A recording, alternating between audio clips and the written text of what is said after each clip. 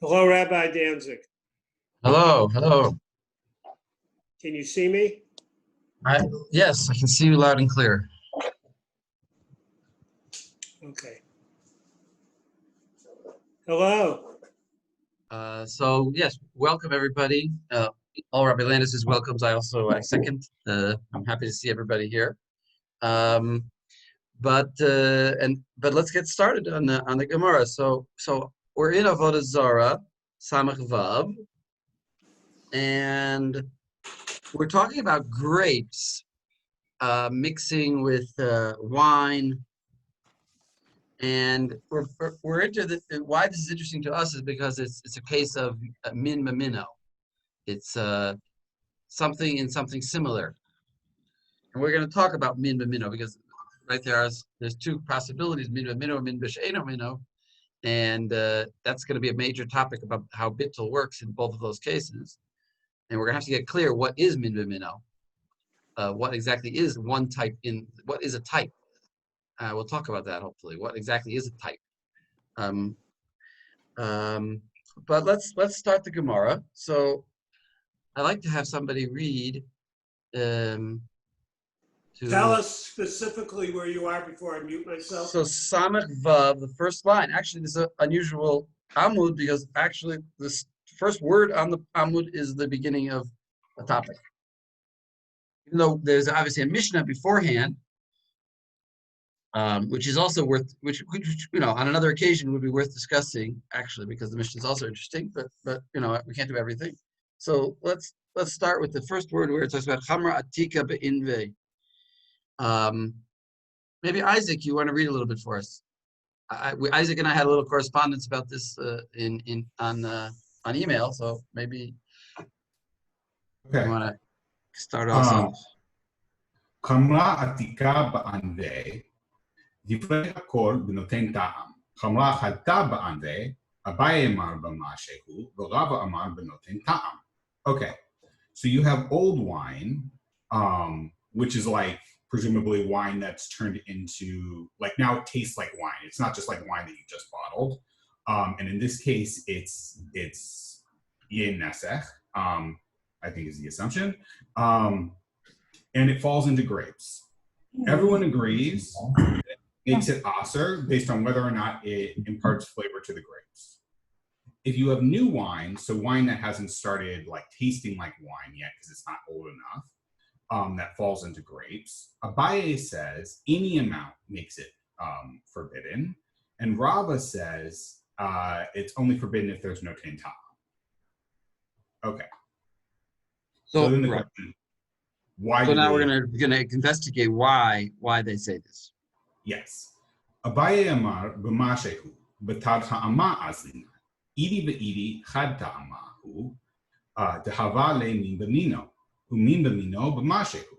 Okay, so Abaye says any amount makes it forbidden, and that's because we follow the flavor, like we base the name of the sorry, I'm explaining the name, what the mean is based on the flavor, right, of the food. And both of them have the same flavor because the new wine and the grapes taste the same. So it's min b'mino, and min b'mino is never batel, and therefore any amount makes it aser. So that's why he says mashe. Okay, then Rava's take is v'Rava Amar b'noten ta'am, v'tar shema azina, v'hai shema lechud, v'hai shema lechud, v'hava le min b'she'eno mino, u'min b'she'eno mino b'noten ta'am. Okay, so, oops, hang on, I lost my place. Okay, yeah, so Rava says it's based on noten ta'am because he says you determine the mean based on the name of the foods. And they have different names. One is grapes and one is wine. It's not the same name. Therefore, it's min b'she'eno mino. Min b'she'eno mino is determined based on whether or not there's noten tam. Right. So he says it goes. He says that because they're the same, because they're different names, therefore they're different min. They're different. The determining factor of the type is its name, and we call this grapes and we call this wine. They're different things, and therefore it's in noten tam. But of course, the question that's interesting, one of the many questions interesting. One question interesting is, if it would be min b'mino, if it would be min b'mino, what would Rava say? Well, in other words, he's saying, in this case, we're going to say it's noten tam. We're going to require, well, first of all, we should explain what noten tam is. Noten tam means that if I can detect the flavor, then it's aser. Aser b'noten tam. When it gives a flavor to it, then it's aser.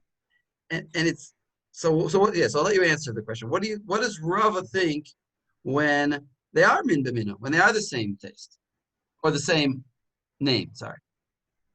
So I think they agree. I think Rava and Abaye agree on the question of what happens when it's min b'mino, that it would be mashehu.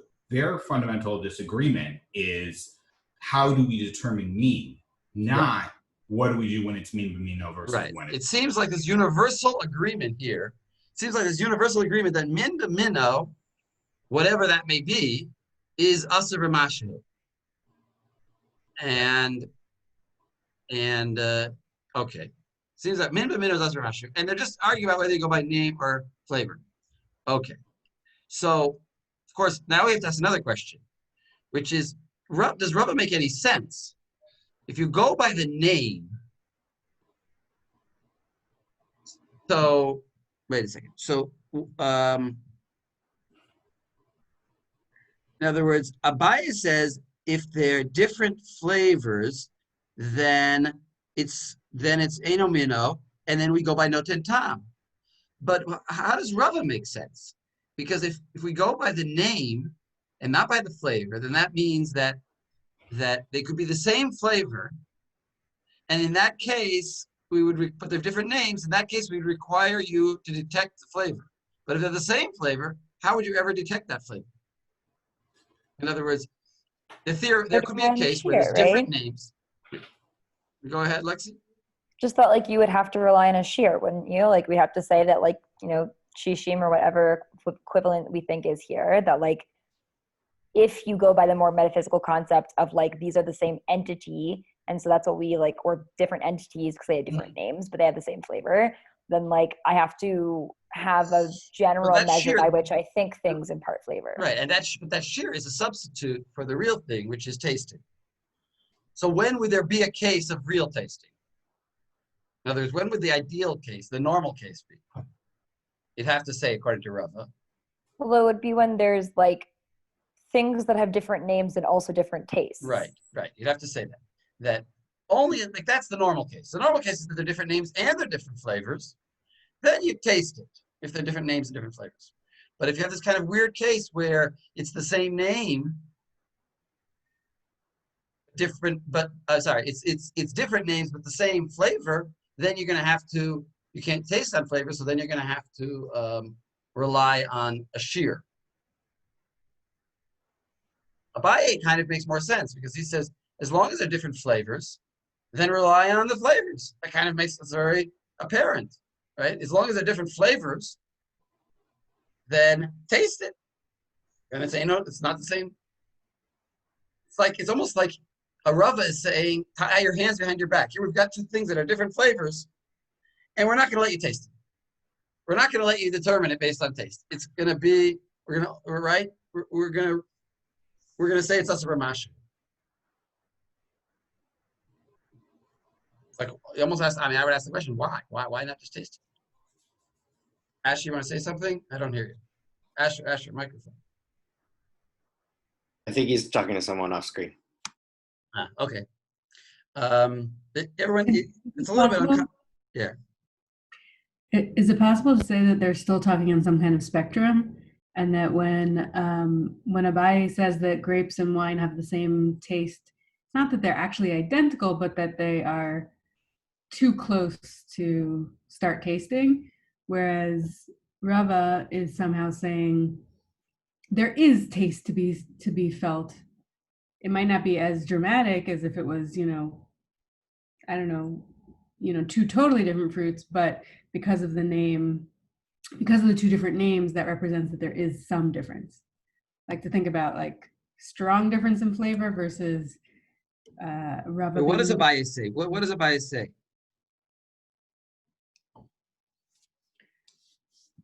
He says we go after flavor. You're saying get real about it. Obviously, there's some difference in flavor, but he's saying that flavor. Wait, there's a difference flavor. What does Abaye say? This Abaye Amar b'mashu batartama azlina. He goes after flavor, and since it's have the same flavor, it's min b'mino, and therefore it doesn't b'mashu. So why are you saying that the flavors are different? Because he's categorically saying grapes and wine have the same flavor without getting into, every Nuances. grape is different than another grape. Yeah. And Rava is saying. And then Rava is saying as long as they have different names, then whatever small amount of taste difference must be still present. Mm-hmm. In other words, you're saying Rava is saying when there's a name difference,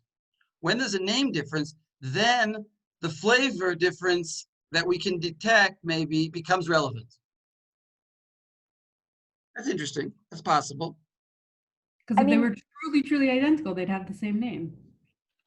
And then you're saying when Rava says they've got a name difference, so therefore we're gonna go with noten tam. They've also got a flavor difference. It might be much more. But the next example it brings is the opposite, right? Where it has a name difference, or it has a name difference but not a flavor, or it has a whatever the opposite case where it has a different flavor but the same name. Right. It seems like Rava is going to be lakula or lachumra. Right. Yeah. I mean, I also given that you pointed out the very real difficulty of the fact that we generally read min knows chumra as being related to the fact that you can't taste the difference. And so Rava making that dependent upon the name rather than the actual flavor of things seems a little out of tune with the way that we the reason that category exists. I was wondering, do you think it's connected to the concept of min matzah minov neor, this idea of things that are categorically or meaningfully the same in some sense strengthen one another rather than combining to mevatel one another, because it clearly is less of a mitziyut sort of stance what Rava is dealing with than Abaye. Well, no, it's a mitziyut. It is a when you go. What is it to go after name? It's less experiential. It's a less experiential. It's less experiential and it's more categorical. Essential. Yeah, it's more conceptual. I'll give you a question like this. There's a concept in taking truma when you have, let's say, wheat and barley. So you can't take some of your barley and make that be your truma for your wheat. You can only have the same min be taken for another. In other words, you want to take truma from your wheat, you have to have wheat. You have to use wheat to take it. It has to be the same min, and we don't care about the taste. In other words, this is actually where we see it. There's a Mishna in Halla. Well, before I go there, there's a Gemara in Hullin. There's a Gemara in Hullin. Let's just look at this Gemara in Hullin for a second. I didn't tell you to look at here, but if you have quick access to a Gemara in Hullin, then it's on page Tzadi Zion. Maybe, I don't know if you guys have that, but there's a Gemara here where it says, Rava, it says, the Amar Rava, Which Amut? This is Tzadi Zion, the last line of Aleph, of Hullin.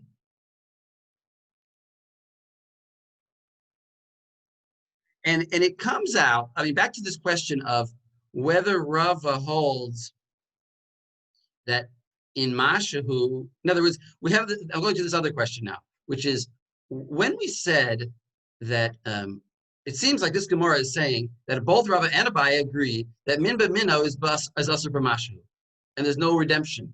There's no possibility of ever eating something that mixed with its own min.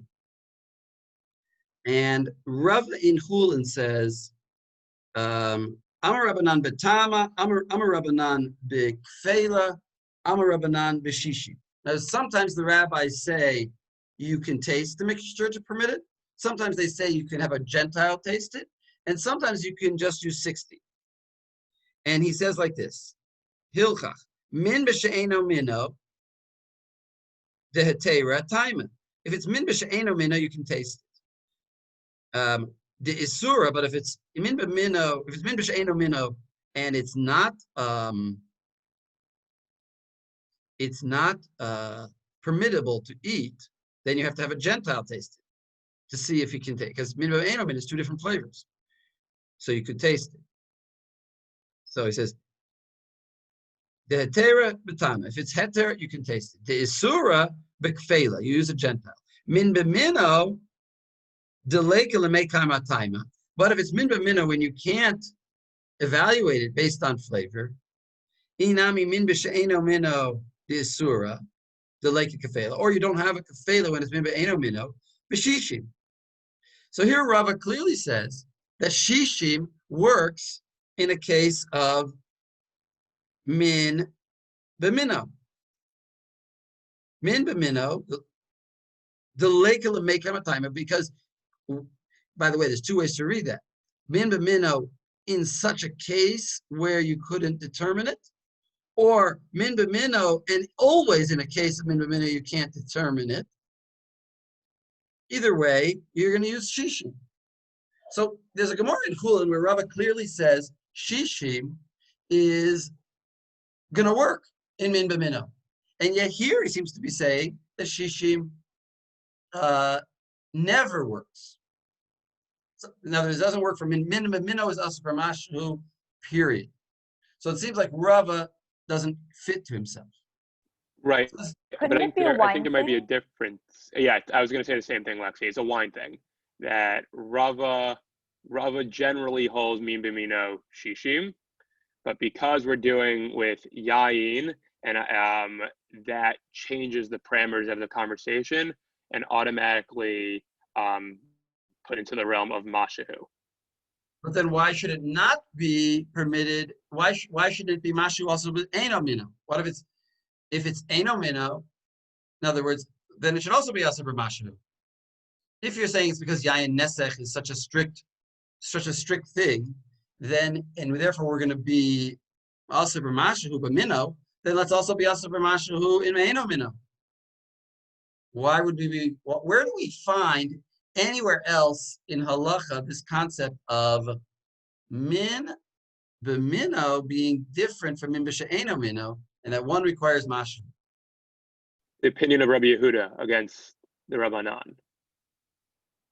Right, but you don't want to say. So now you're going to. So yeah, but that's here, and then you would say that Rava and Abaye agree, both of them with Rabbi Yehuda. But I don't want to say that. We don't want to say that. You don't want to say that. What's going on in the back of our minds? In the back of our minds is that we know the halacha l'maisa in the Shulchan Aruch that min b'mino is batel b'shishi and not mashu. So why is it that? So we don't want both Rava and Abaye to argue with what the halacha is actually going to be. We want to paskin like Rava and still say that min b'mino is batel b'shishi, like he said in Hullin. How come over here he's saying the opposite? And saying, well, yayin nesech is more strict is not enough because then it should be asur b'mashu also by min b'eno mino. So Tosfos. So of course this is a Tosfos type of question. We're not going to look at Tosfos is not here on this page. It's in Hullin and it's in Pesachim. But what Tosfos says to resolve this question, he quotes Rabbeinu Tam, and Rabbeinu Tam says. We actually discussed this Tosfos before the break, and that Tosfos says that it's tevel. It's tevel. Now I was saying, wait a second, what's tevel? What does tevel have to do with anything? Okay, so it's tevel. So what? So tevel, you're going to tell me is different if it's min b'mino, min b'she'eno mino? And lo and behold, yes. Lo and behold, Tevel. There's a Gemara. There's a couple Gemaras. There's a Gemara in. First of all, there's a Mishnah in Halla. Nachum, give the case. Give the case. Give the case. The case is that you have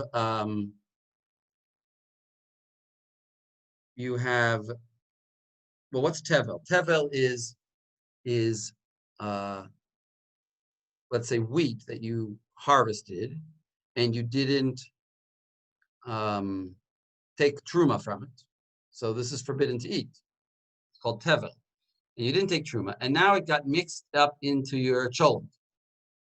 So that's min, let's say, let's call it min be'eno mino. So the wheat in the cholent is going to be require 60 or 100. I don't remember if it's 60 or 100, but it doesn't matter. It's going to require a certain amount to be bata. Actually, barov, I think it's even barov. But no, let's say fine. Let's say 60. It's going to require 60. I think it's 60. So, but maybe it's 100.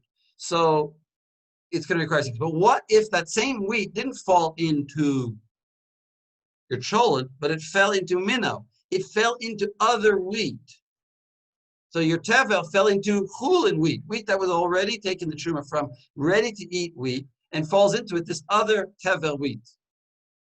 So the din is, Rashi says in Menachot, he says, I can send you the source, but Rashi says in Menachot that it's but asur b'mashu, midurabanan, miduraita is batal b'rov. Whoa. Just to keep on reminding us, asur b'mashu is equivalent of what? So be forbidden in every circumstance, never going to be permitted. It can never be mevutal, right? Never. Asur b'mashu means even at smallest amounts will be not batal. So therefore, you'll ruin all of that good Hullin wheat because a little bit of tevel fell into it, and that's a rabbinic law. Midoraita, it's also batal l'rav. Midoraita is batal l'rav, Rashi says. But rabbinically, you require. Now, why is that? Why did the rabbis make that gezerah? In that case, can they take the truma and then everything is okay, or you can't take out the truma anymore either? So that's exactly the case. That's exactly the point. I could come along now. I can't take truma from it now because it could be that when I reach my hand in to take the truma, I'm taking all the Hullin. I can't take Hullin to be truma for tevel. But what can I do? There is a takana. And what would the takana be? Bring more tevel and put it next to it, put it in the same pot or put it, touching in some way. And then it's all one thing. And then from the new tevel that I have there, which I know, this is the tevel, take truma from that and say it's chal on the other tevel that mixed up with the Hullin. In other words, I can use something that I know is vadai tevel and take truma from that and say it counts also on that mixture. So I can redeem it. So why did the rabbis say it's asur b'mashu? Because there's a possibility of redemption. There's a possibility of purifying it through this means. If you have more tevel, so it's almost like davar sheyesh l'matirin. Why should we let you ever eat it when we can figure out a way to matter it?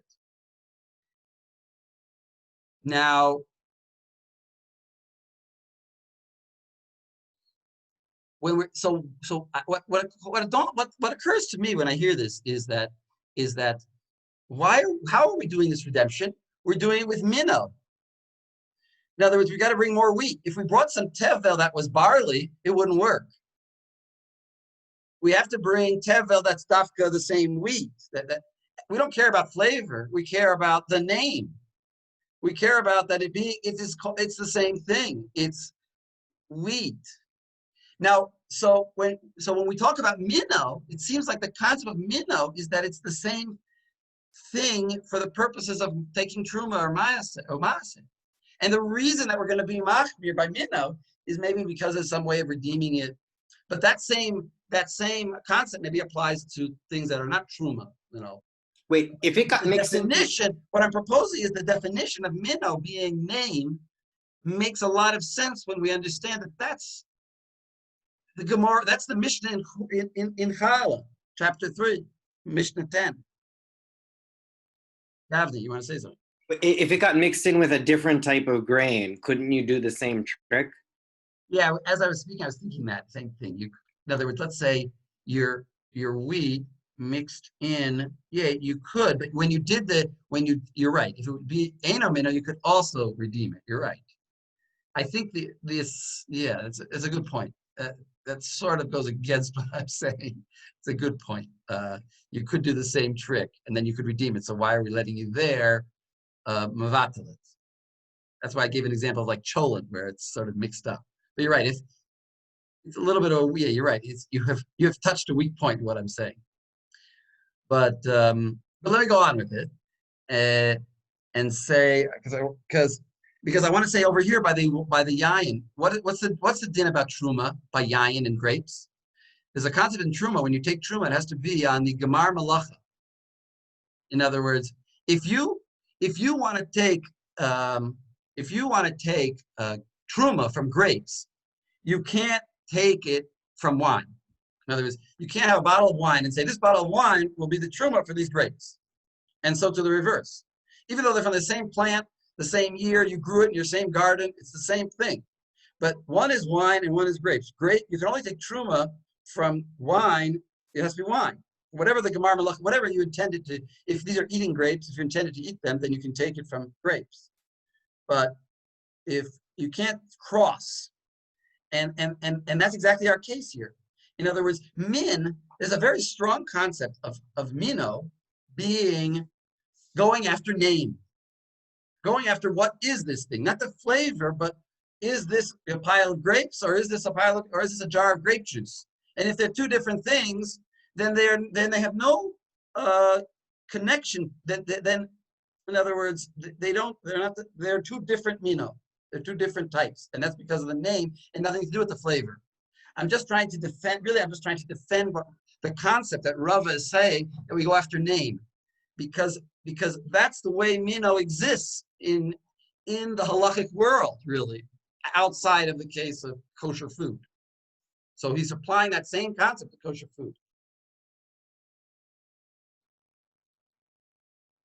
That's really my only point. I mean, I don't know if it works out in all the details, like you said, but I think though that's why we're going to say min. That's why he wants to say that mino goes after name. This is actually very important because the halacha actually comes out. The Rama says the bizarre thing. He says we go by name, even though it's so counter to what we would want to say. The Rama says we go by name, and it's not clear what he means. Maybe he means only in certain cases, but this idea of name is going to come up again. All right, How would that's that just be? question. Sorry, just a quick question. How would that be relevant now, like given that everybody holds that mino batal b'shishim? Well, again, I'm just talking about the definition of, how would it be relevant? Because actually, the halacha is that min b'mino is even more makil. It goes by rov. Oh, as in, so for when we have things like the little meat pieces and stuff like that. Yeah, the shop, okay. exactly, with the meat pieces. I mean, the definitions of it, right, there are differences in min b'mino. The midurabanan, min b'mino is always batal b'rov. Midurabanan, it's asur b'shishim when it's a tarovet of lach b'lach. But when it's yavesh, it goes by the original din of rov, when it's like two separate pieces. So there is a meaning. We do need to know what the definition. In other words, we don't really need to resolve the question of is min b'mino never batel, because the Shulchan Aruch is going to resolve that. But we do need to resolve the question of what is min. What is min? So let's go on, because it's going to actually, let's go on in the Gemara. Somebody else want to read?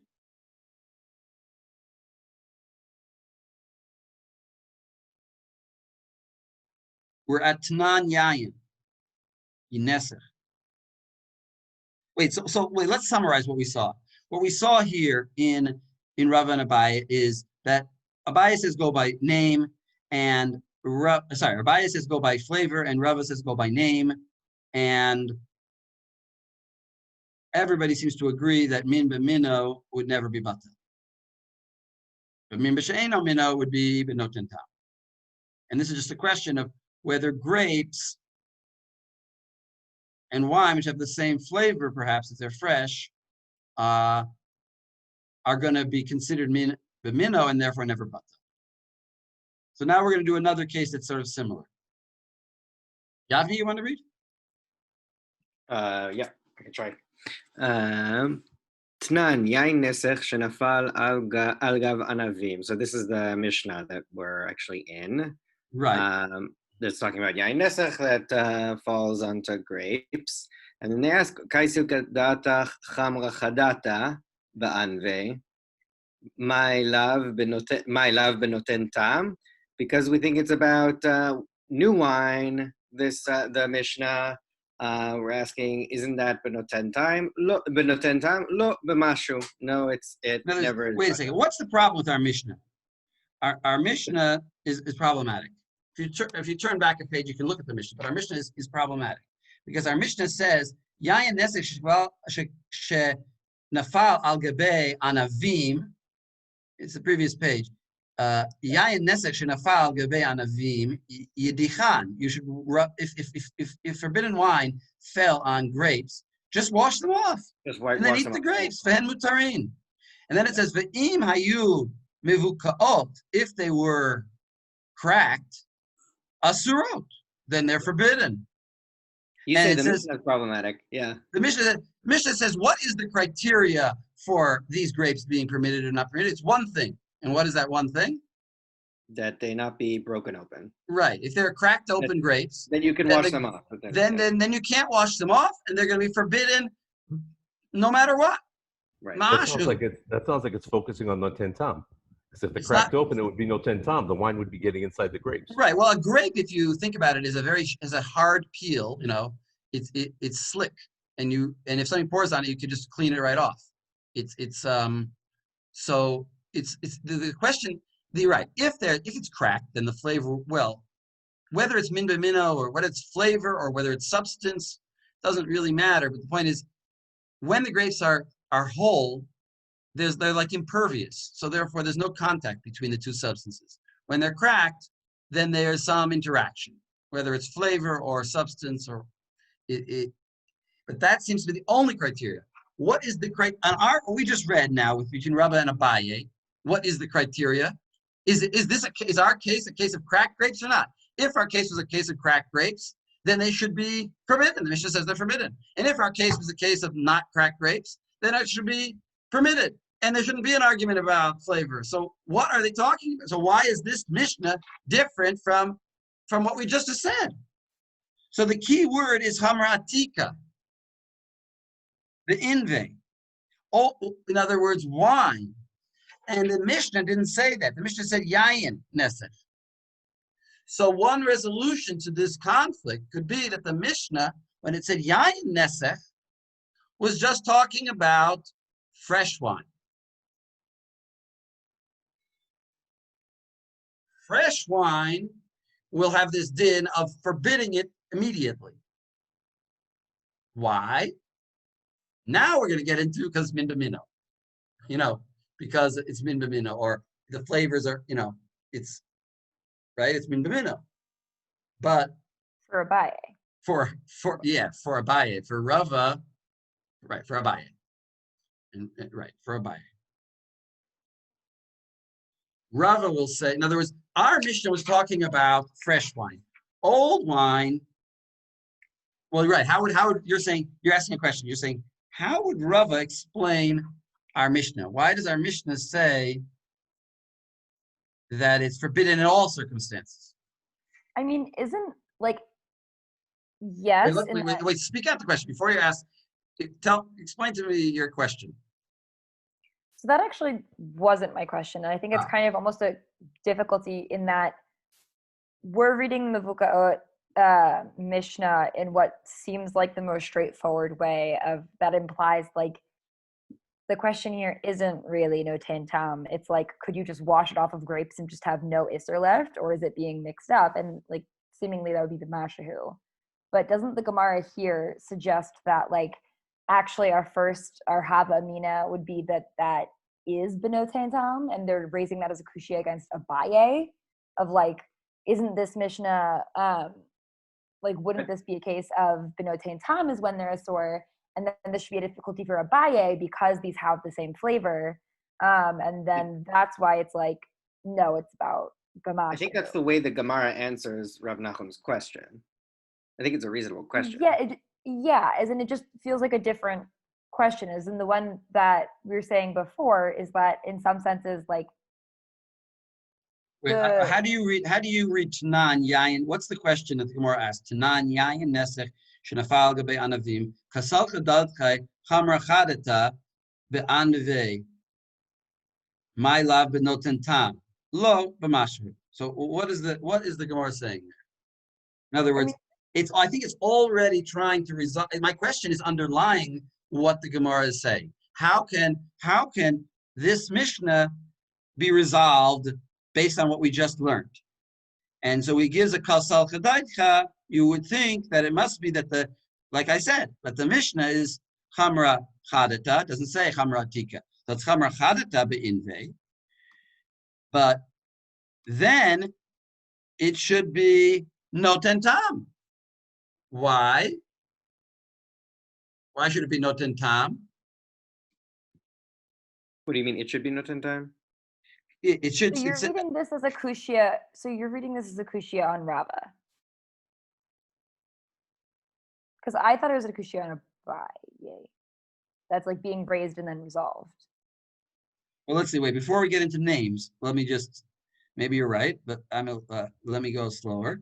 Tanan yayin nesech again. Shenafal gevei b'chule. Kasal chadotche chamra chadata beinvei. My love benoten tam. Shouldn't that be benoten tam? And then we have a kasha, because the Mishnah is probably talking about fresh, and then it should be noten tam. Why? Because why should it be noten tam? Because they're min b'sheino mino. Because one's grapes and one's, so it's assuming that the halacha is like Abaye, right? Wait, Abaye. No, when it says b'mashu, I think my love benoten tam, like, yeah. No. Wait, I'm sorry. Rava says you go by name, and so Rava is saying. So Rava is not a kashan Rava; it's kashan Rava. Rava is saying you go by name, and these things are different name. Shouldn't it be noten ta'am? And then it says, I'm with Lexi that it's a challenge on Abaye, and I actually think that the question of Batar Shema or Batar Tam is irrelevant sort of to the challenge. How is it a kasha? So explain to me. So teach me. How is it a kasha on Abaye? Right. So Abaye says, what does Abaye say? So Abaye says, right. Abaye says, with regard to chamra chadata be'invei, it is oser b'mashahu, right? And Rava says benoten tam, right? So forget how they get there for a second, because I actually don't think that's the concern of the challenge of the challenge. They're challenging the final ruling. And the Mishnah says that in this case of Yain Nesech Shenafal Al Gabei Anavim, it makes an assumption that it is dealing with Chamra Chadata, which is exactly the dispute between Abaye and Rava, and says we're dealing with Notain Tam. And that goes against Abaye's ruling. It doesn't matter whether we're characterizing a mim b'ino, mim b'sheino b'ino, whether we go after tam, whether we go after name. The fact of the matter is that the Gemara's question assumes that the Mishnah is talking noten tam, which is what Rava says in Abaye. Well, and I feel like it's also, it starts off as a kushia against Abaye, and the resolution to it would be a kushia on Rava, right? Like, as in, if we resolve it this way, then it's a kushia on Rava. Because we say, no, it's talking about B'mashahu, then we have to ask Rava, why is it that this chamra on these grapes would be B'mashahu? But the my love, which is also kind of like, a fake kushia, and that like that structure is always like meant to be dismissed, but like the my love is a kushya on Abaye. The answer is a resolution to the kushya on Abaye, and then becomes a kushya on Rava.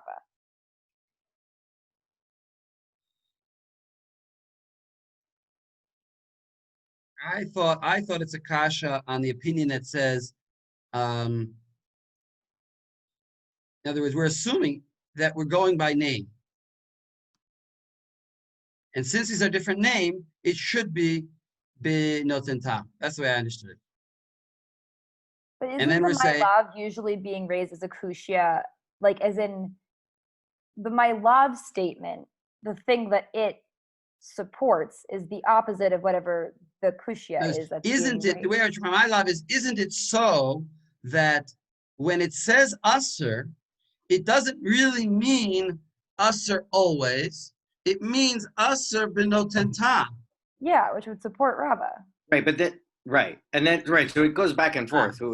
Fine. It goes Okay, back and forth. The first agreed. is supporting Rava, and then it says no, but Mashu, because that seems to make sense from All the right, so agreed. No, we can justify that it's noten tam from the seifa of the Mishnah, and therefore make that seifa be relevant to the whole thing, and therefore defend Rava, and then we defend, and then right, and so then we've settled Rava, and then we settle Abaye by saying Abaye reads it as. In other words, the first attempt is to say that the Mishnah, when it says usher, it means usher benoten tam only. And then the Mishnah, right? And then the Mishnah would fit according to the idea that these are two different things, two different names, and therefore it's noten tam. And then we say, no, I could say, in other words, the Mishnah is not a kasha on anybody, because I could say that when it says usher, it means usher b'mashu, and then it's going like Abaye, actually, right? Abaye. So in other words, at first we said, isn't this Mishnah clearly going like, however you want to say it? The point is that we say the Mishnah could be read when it says Aser, it could be read as either Aser b'mashu or Aser b'noten tam. It just says Aser. And my original reading of it as saying it means Aser in a golef way, in an absolute way, is not necessary. Not necessarily so. And so therefore the Mishnah is not a kasha. So we're left with our question unresolved. Agreed? We're left with our question whether we go by name or whether we go by flavor unresolved, because we thought maybe this Mishnah would prove it one way or the other, because we thought it meant when it said noten tam. We thought when it said usher, we thought it meant noten tam. Okay, so let's go on. So Yavni, continue. Where do you want me to pick it up from? From where it said lo b'mashu. לא במשהו. מדקתני סיפא זה הכלל, כל שבהנאתו בנותן טעם אסור, כל שאין בהנאתו בנותן טעם מותר, מכלל דבנותן טעם עסקינן. So then they say, right, so that's what we just discussed, because in the Seifa it's talking about benoten tam, the whole Mishnah is talking about benoten tam, so Rava's conclusion is defensible. Ve'abaye, how does Abaye read the Mishnah? Ve'abaye matnitin bechamra atika anve. So then we say that like the whole Mishnah is actually about old grapes, and therefore there's no disagreement on the Mishnah between Abaye and Rava. Okay. Divrei hakol benoten tam. Wait, say that last part again? Well, because as we said at the very beginning, bechamra atika divrei hakol benoten tam. Like both about, yeah. Mm-hmm. Okay, fine. So continue. Okay, sure. Chala de chamra v'chala de shichra v'chamira de chite v'chamira de seore. Abaye Amar benoten tam batar tama. Batar tama is linan v'hai tama lechud v'hai tama lechud. Wait, so what's the case? Mean b'she'eno mino. So we have a different case of vinegar, like wine vinegar versus spirit vinegar. Right. Grain vinegar, I guess. Grain vinegar. And what's that? Yeah, grain vinegar. Grain vinegar. And then two different types of grain vinegar, wheat vinegar and barley vinegar. Sorry. Wine. No. Sorry. Two different types of wine. And then two different types of grain. Sorry? Wheat flour and barley flour. It's first talking about the vinegars, then Right, it's talking right, about flowers.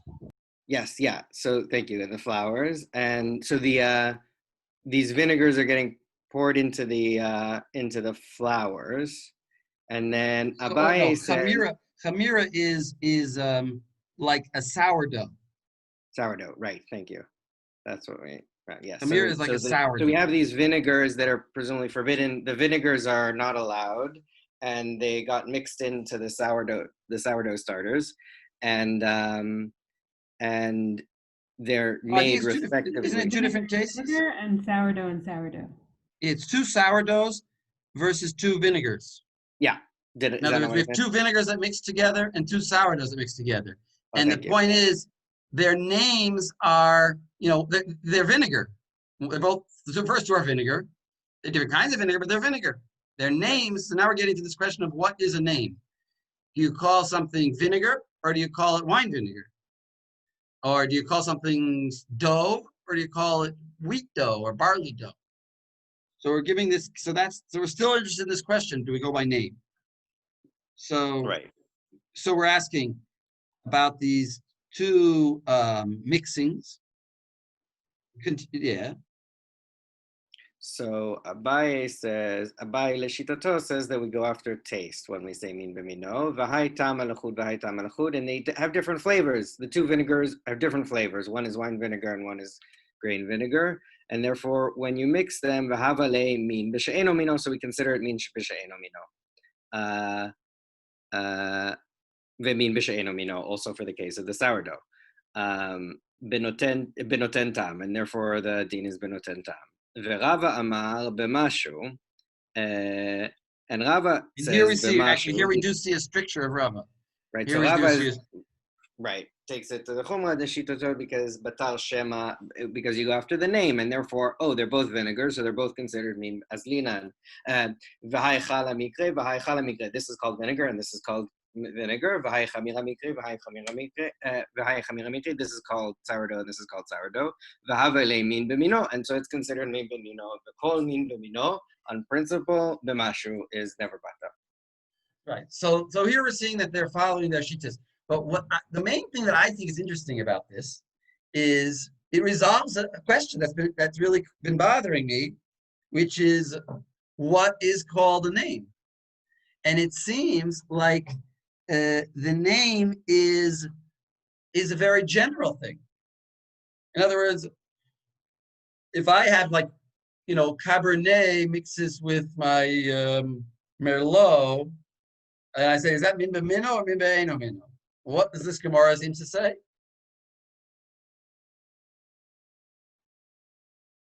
Yes, that's min b'mino according to Rava, because they're both wine. But of course, and according to Baye, because they're both right taste similar enough. But I think it's also interesting. You're saying you're right. Maybe you're right. Okay, yeah, go ahead. Yeah, minimally according to Rava, but minimally according to Rava. About how much you would stretch the idea of Well, he's the only. Wait a second. Rava is the only one that says there's such a thing as name is going after name. And when Rava's saying that, what he's saying is anything that's the name is generally the same thing, then don't talk about connoisseurs. Yeah, I'm saying I just there. Maybe this was less of an issue at the time. I really don't know enough about Talmudic food as I should. But I'm thinking about things like we call banana bread and zucchini bread breads. Right. They're literally cakes. They're in so many ways just not the same as a sourdough that I made. But would it be because colloquially what we call something that's the determinant? Or would it be there have to be certain shared defining categories? Both of these vinegars are this sharp fermented thing. Well, we're going to get into this with the spices. What I think we're having a case like that. But you're saying what if it just happens that we call two like saffron? I think that some saffron is really turmeric, and they just some people call turmeric saffron because it has the same color as saffron. Saffron is the really very expensive thing, and so some people in other words, what you're saying is what if people call it the same thing even though it's clearly two different species, two different items. Well, that's exactly our case, because one is barley and one is wheat. They're actually I think shame actually. Well, go ahead. translated as identity. I think shame might better be translated as identity. I haven't done like a full study, but I Right. think that That might be, in other words, as far as the carrot cake, there are the carrot bread or the whatever zucchini bread, which is really a cake. Maybe just because people call it bread, it's really a cake. Like I have a recipe for carrot cake and carrot bread, and the carrot bread is much more better as a dessert than the carrot cake. Carrot bread has walnuts in it, and it's a nice thing to have as a dessert. But the carrot cake is just very plain carrots. So cake and name might be opposite sometimes, but maybe we call them all. Maybe a carrot bread is really a cake. But I don't know how helpful is shifting the meaning from name to identity is still a sort of vague hierarchical thing that like some things are closer in identity and some things are like, I don't know that that's as distinct. Well, I think it would have to be more chonot. If it's something colloquial, then you also run the danger it's going to be very different from community to community. And all of a sudden you have a whole anarchy within the halakha. Exactly. I don't think that like we don't see a discussion in the Gemara like, but in this town in Bavel they call this cake, and in your place they call it. We don't see that we get where we do have that. We do have that in other topics. Seems like it's more something about the tchunot. When there's certain tchunot that are similar, they fall into the same category. Well, I would almost say functionally. What about if its function is the same? In other words, when I want to make a bread, I can use any starter dough I want. It doesn't have to be wheat, or it could be wheat or barley. It's the same function. And when I want to make salad dressing, I can use any vinegar. It'll function the same way. It'll have the same functional result. In other words, it serves the same purpose. I mean, I don't want to go too far with that. Because maybe you could use sugar to sweeten something, or you could use honey, and maybe everybody's gonna say sugar and honey are the same thing. It's not 100% that. So I mean, we've been talking. Sorry. Right. Somebody. Oh, I was going to say, I think there's like an interesting metaphysical question here also, where what is their actual concern of, like, is something metaphysical going on that is the actual Isser, or is it a created category? So Rava, you could read it, if name is a colloquial or human creation, then his concern seems much more like there's a lot more creative power there. There's a lot more human control. It seems more not just subjective. I'm not sure what the right word is, but I think that's where you would get the distinction, right? Is there actually something wrong here, or is it that we're declaring that as something wrong? I think you're right. I think that in the ancient times, or even in medieval times, there was an idea that there's something the same about these two things, because they're both vinegar, so they really are the same thing. In other words, there's something, not just their flavor, but like you said, their what form they represent in the heavens. They're both representing the same thing. They're vinegar.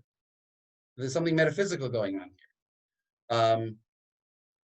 I think we really have to think about the question of why is it that min b'mino is not batel? Why is it? Is it a gezerah? Is it something essential? Is it a rabbinic law? Or is it that it can't be? And I forget which one of the Rishonim, or maybe it was Rabbi Chaim Soloveitchik, Brisker Rav.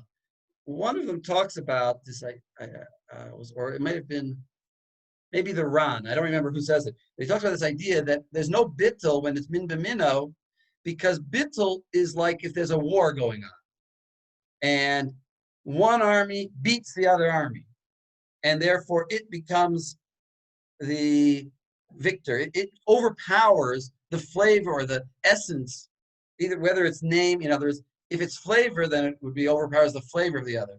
If it's essence, then it overpowers the essence of the other. As if we're going by name, and the flavor is irrelevant. But The point is, if there are two oppositions, there's this flavor and this flavor. One overpowers it, and the other one is batel. But when they both have the same flavor, there's no possibility of bittul because they're both working in the same direction. They're the same army. My cholent, if I want to put vinegar in my cholent to make it tangy, I can put ketchup in and I can put vinegar in, and they both add to the same in the same direction of making it tangy. So there's no bittul going on because they're both working in the same direction. So then we're interested in like the functional purpose of the thing. So these are both vinegars. They both do the same job. Well, so I have a question about like, as we've been having this discussion, I keep on thinking to myself, like, this is actually the same problem with saying that you go based on the taste as well. Because if you look at like old cookbooks, okay, by old I mean like 40 years old, so that's not that old. But like you'll find recipes for Italian food where they're like, go ahead and use soy sauce. And like you realize that what they're doing is it's like balsamic vinegar wasn't available in America easily. So they're telling you to use soy sauce because you could buy that at the grocery store. And they're like, well, it's got some tang to it. But the recipe is suggesting that they have the same flavor, even though anybody who's ever had soy sauce and had balsamic vinegar knows they're not the same flavor at all, right? But they help produce the same result. Right, they produce the same result, but they don't have the same flavor. So it's like I feel like there's no way out of this problem, and like also like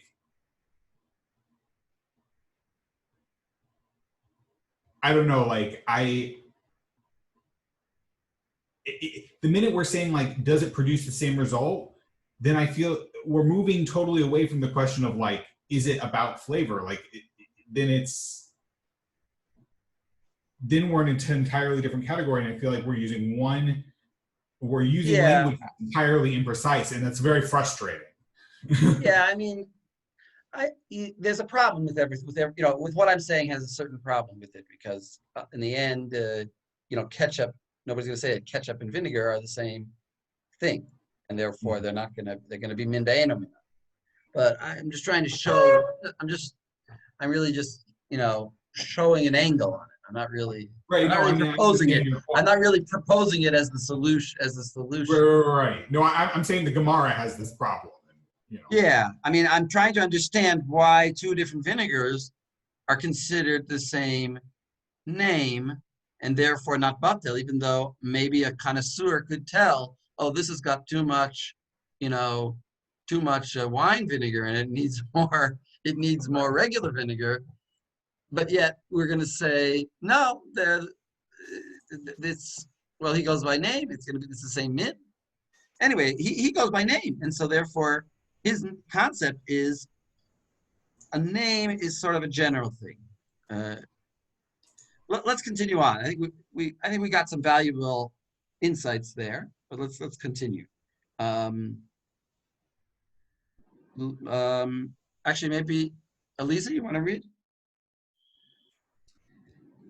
Okay, I have to admit the Tavlin case was the one that I didn't understand.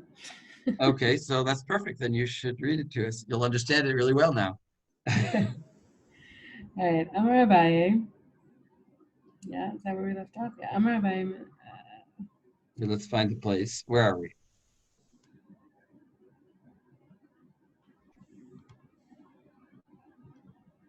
We're Amar Abaye. We're about like 10 lines from the bottom. The last word on the line is mana.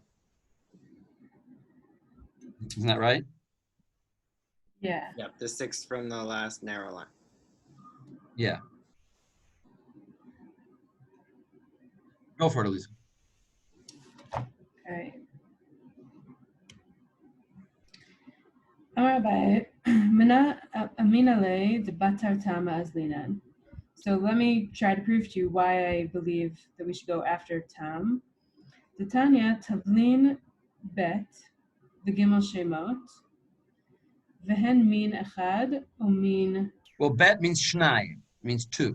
Okay.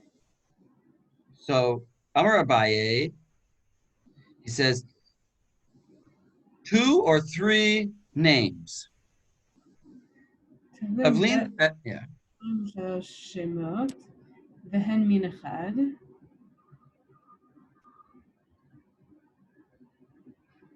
In other Oh. words, what he means is like this. There are several different Menachot. They have three different names, 2 or 3 names people call it. Like my example of saffron. You know, you could call it saffron. You can call it turmeric. You can call it whatever they call it in Hebrew. I forget. Kamun. You can call it all those. You can call it all those things, but it's really all one thing. In other words, they have different names, but yet it's all the same plant. Is it all the same plant? Because then he says, Asurinu mitzdarfin. I don't think he's saying they're the same plant. I think they're saying the flavors are like similar enough that they do the No, same kind of thing. I think they're the same mean, whatever mean as a category means. Well, no, Well, they but have as in, 3 different this is names. just the argument. They're the same mean in the sense that like they're the same mean in the way that Abaye defines mean, in that like they taste the same, even though they have different names. Well, you're saying they're different. I mean, I'm trying to. I don't think he's saying. I understand what you're saying. You're saying there's different names and different things, and they're obviously different things. But you're saying they're functionally. They're different things. I'm saying that like functionally you use them the same way, but they're like different plants. They're different spices, but that like taste similar enough or are used in a similar enough way that they are like mitzdarfin. Right. Okay. Agreed. So maybe like my example of turmeric and saffron. Both of them you can use to color your food. Let's say. I mean, I don't know if anyone has a better example, I'd be happy to hear it. But 2 different spices that have 2 different names, and maybe they're the same plant, but let's say at least they could even be different plants, and they just have the same function. Okay. Rashi gives the example of 3 different peppers: white pepper, dark pepper, long pepper. Right. So like white pepper, I think is actually like they peel off the peel of the. Well, I don't know. There's different opinions about that. There's also like English pepper. You know, there's different things that are called pepper that are not necessarily pepper. They might be different. That's I think the point actually. Like Za'atar and oregano. Za'atar and oregano come from the same plant. There's actually 3 different plants that are right. Like za'atar. Actually, what the Arabs call za'atar is if you go on a tiyul and you're with a botanist, he'll tell you that there's at least 2 different plants, maybe 3, that all of them are the Arabs will use and call za'atar. And they're different plants, but they all have an oregano kind of smell to them. So fine, let's say like that. Let's say that's a good example, za'atar, where there's different plants that are all called za'atar. But here is the 3 different names. See, that's the point. So it's the other way around, really. They're bet or gimel shemot.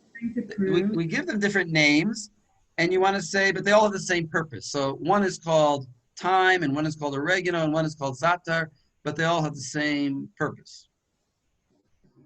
Okay. Right. Abaye is the one saying this, so he's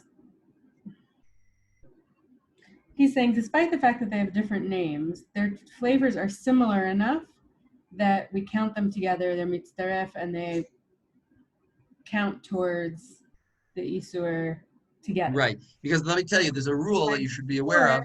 And that their flavors are not different enough, even though their names are distinct. In other words, right, their names are distinct, and yet they're mitzdarfin. They join together to make an Isur. Because we have a rule, by the way, which is that that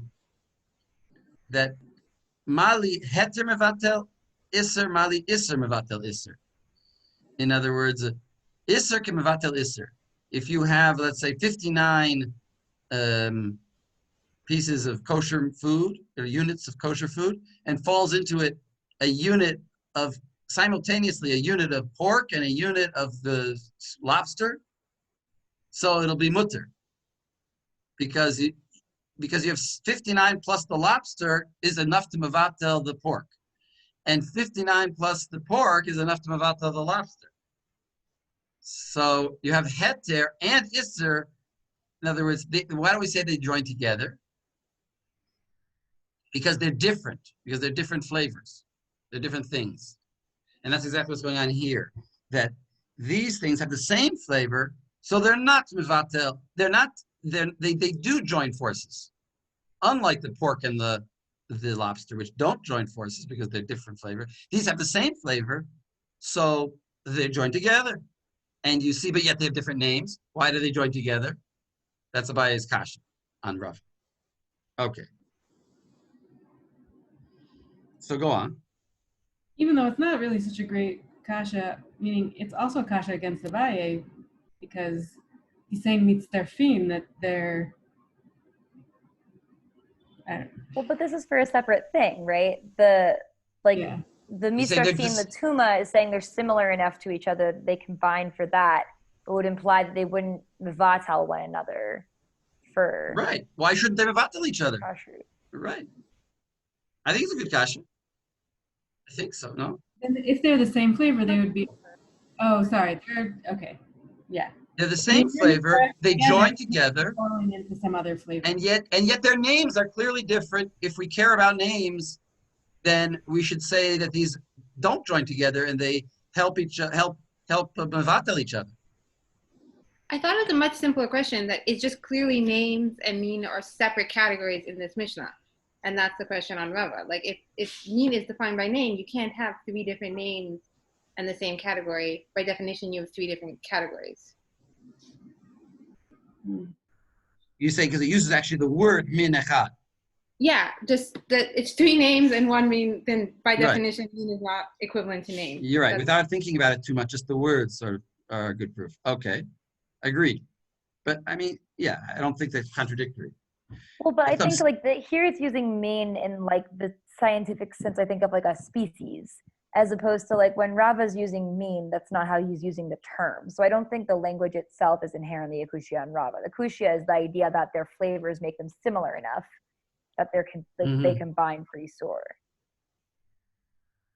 You're also right. Okay, let's go on.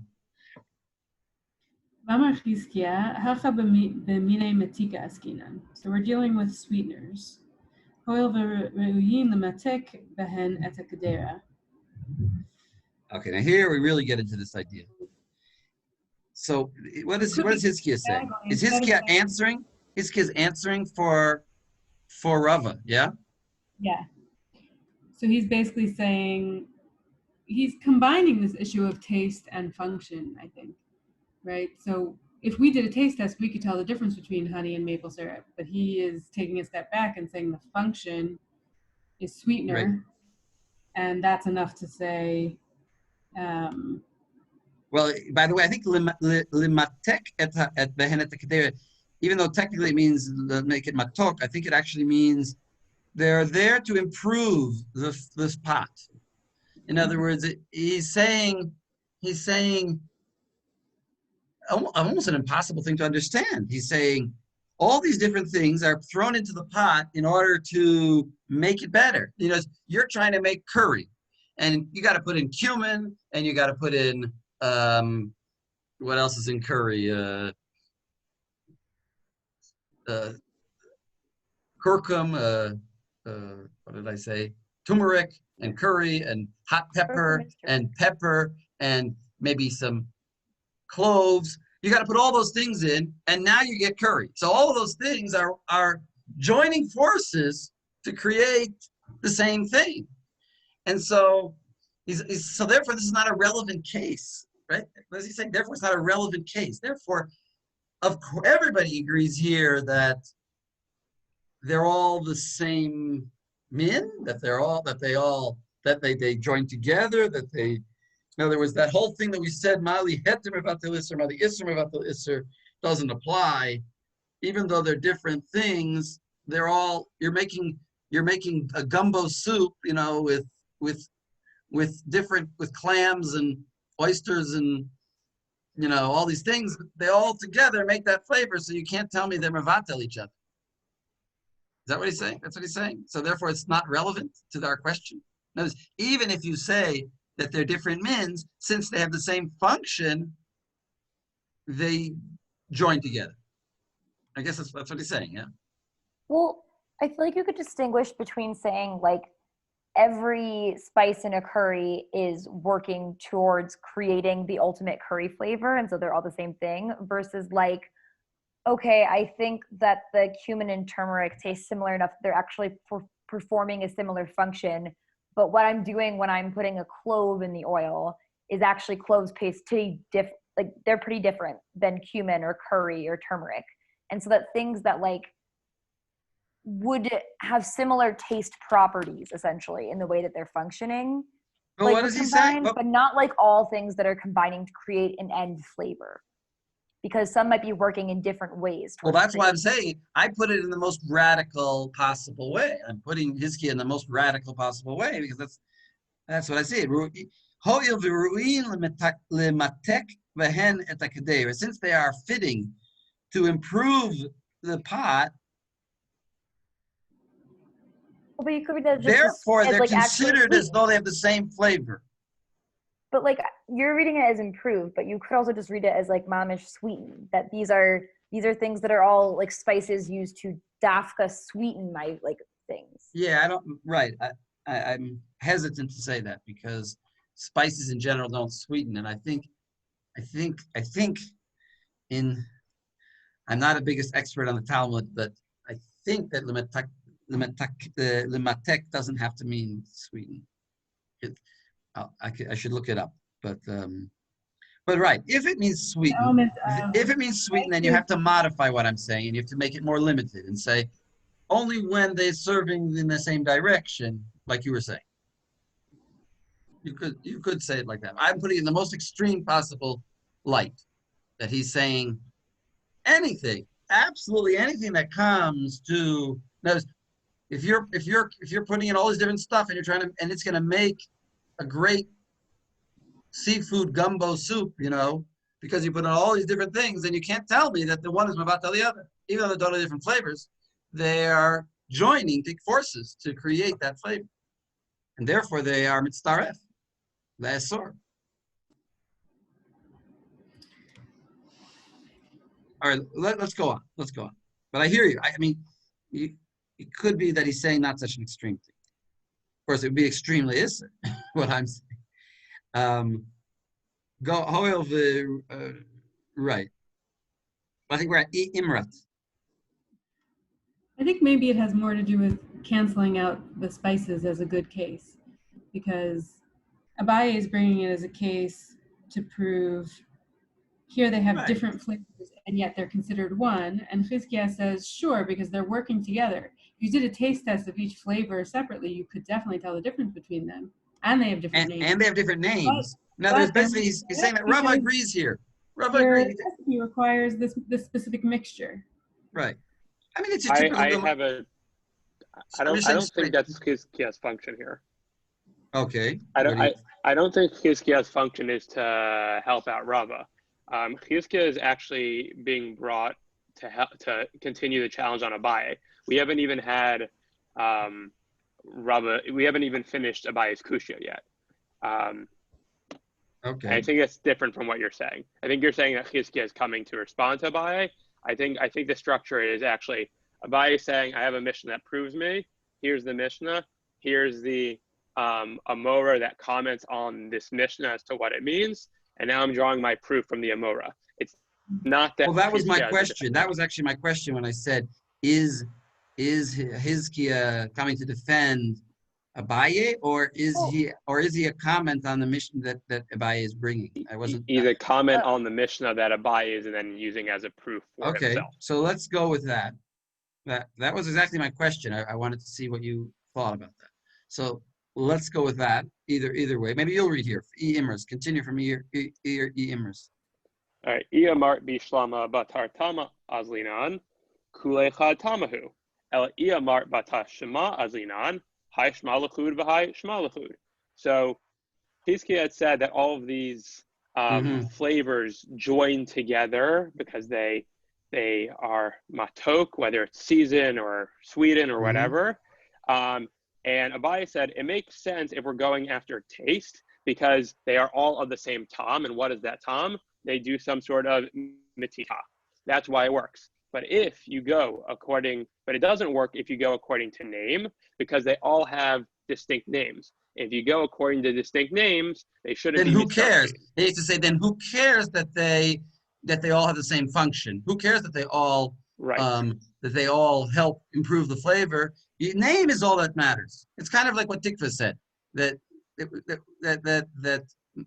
well, fine, agreed. I think you're reading correctly. So continue. Vahare. And here is Abaye. Yeah.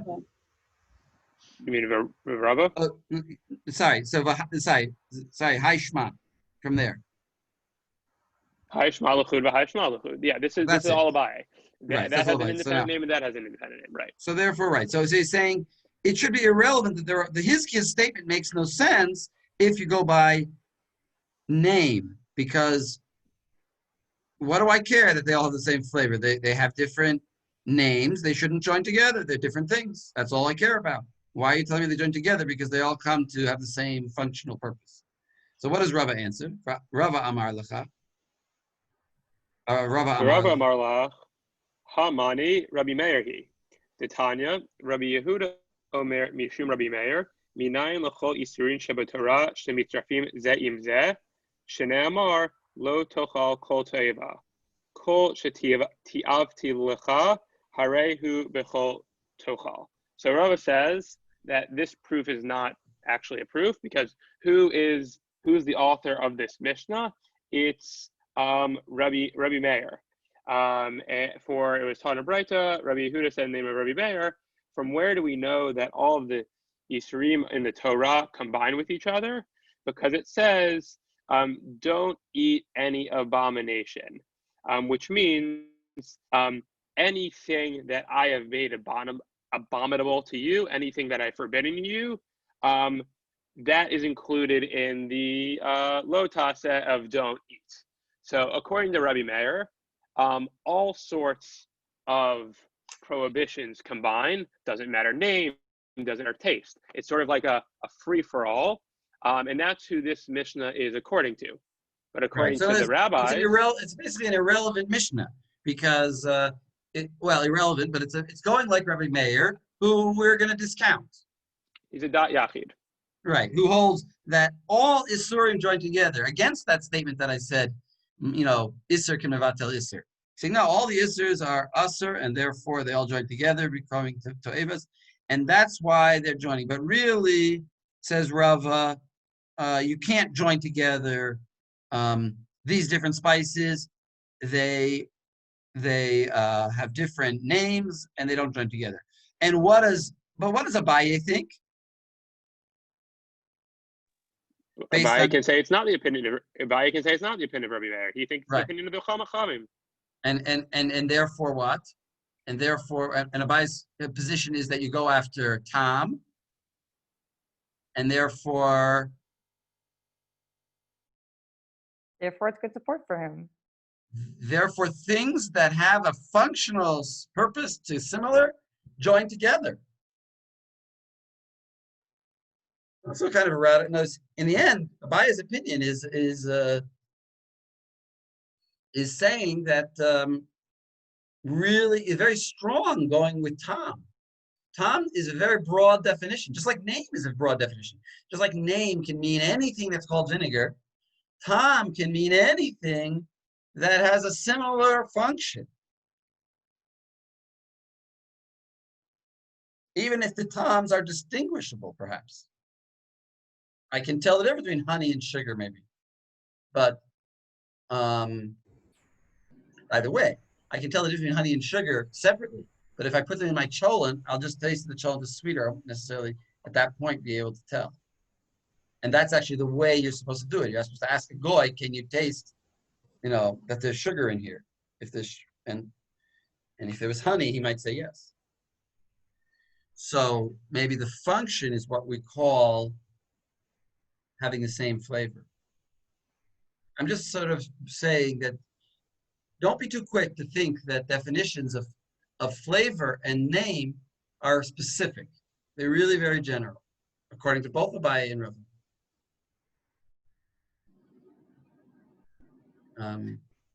And I think that's relevant, even though this machloket might not be relevant to us so much. But that, I think, is relevant. Elisa, you want to say something? It's also possible that Abaye is using it as a disproof of Rava without necessarily taking all the implications of flavor, this specific spice flavor mixing. You're saying maybe he doesn't buy into the whole thing that he's saying, the whole statement. Because it's a total case, because it's talking about different flavors. I think it goes back to what Tikva said about using the actual language of mean. That Okay. it's not a case of the flavor, mean b'mino, the flavor of the iser being distinguishable or not distinguishable from the heter. It's about two iser flavors mixing together and being counted together as a joint spice. And so it might not. It might not be the way. It might not be so extreme as what I'm. Not so extreme. It might I also not think be. like But the broader we define flavor, the closer it comes to being the same as the way we're identifying name or identity, right? In that, like, if you're saying like things that are used the same way, like I use apple cider vinegar and wine vinegar in a relatively similar way. They're both sharp tasting things. Like they're not identical tasting, but I would both use those to like make a salad dressing, you know? And so, but when we had the different types of vinegars before, it was Rava who said that those are the same thing because they're the same like name, and Abaye who said no, because those are different flavors. So I think we have to be careful how broad we're making Abaye. No, my point is that both of them would agree that they're the same name and the same flavor. But they don't. We had that earlier. Did like we? I thought we rejected that. Like leavens and the different vinegars. That's one where. What was the conclusion there? I thought it was inconclusive there. Well, no, but the conclusion was that like those are things that Rava would say are min b'mino because it's the same name, and Abaye would say min b'she'eno mino because they taste different, even though these are both like sourdough starters, and these are both like vinegars. Mm-hmm.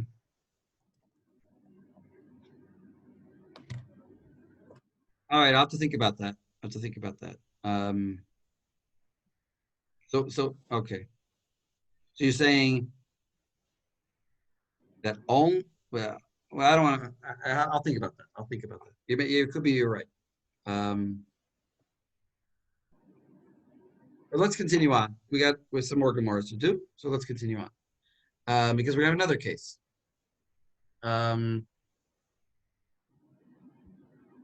Which is actually, well, yeah. Let's continue on. Somebody want to read? Maybe Noam will continue reading a little bit. Yeah. Chala lego chamra, divrei hakol benotentam. So vinegar that falls into wine. So assuming the vinegar is a forbidden flavor and the chamra is a permitted flavor, according to everyone, it's benotentam. Right, because they're totally distinct. They're different names totally and they're different flavors. Right. Yeah, go ahead. But chamra legoy chala. Chamra lego chala, Abaye Amar b'mashehu, v'Rava Amar b'notentam. But the wine that falls into the vinegar, Abaye says it's asar b'mashehu, and Rava says b'notentam. So Abaye Amar b'mashehu, reicha chala v'tama chamra, chala habala min b'mino, v'kol min b'mino b'mashehu. So Abaye as Gemara explains, Abaye says it's mashehu because this mixture has the scent, the smell of vinegar, and the taste of wine. Wait, before you continue, go back and read the Rashi here. Which Rashi? I'm debating whether the last two or the last one. Just a second.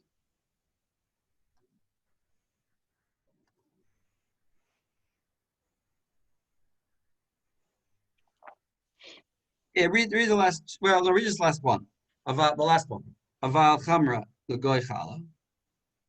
Okay, about chamra legoy chala, misha'a shehigia le'avir hakli ne'abacha yain berecho l'reach hachometz. So from the moment that the So you can imagine this.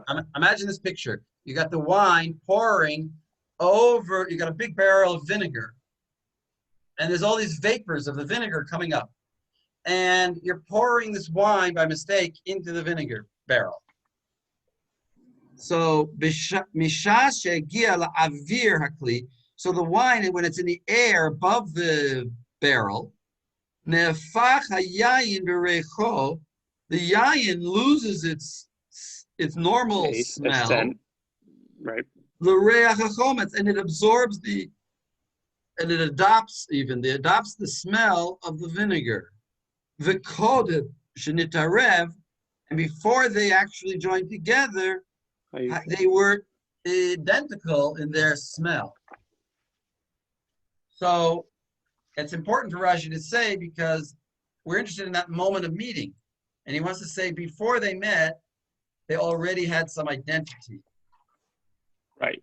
So that explains why Abai says Mashahu, because at the moment of their merging, they are both of the same scent, and meaning they are min b'mino, and according to Abai, min b'mino b'mashu.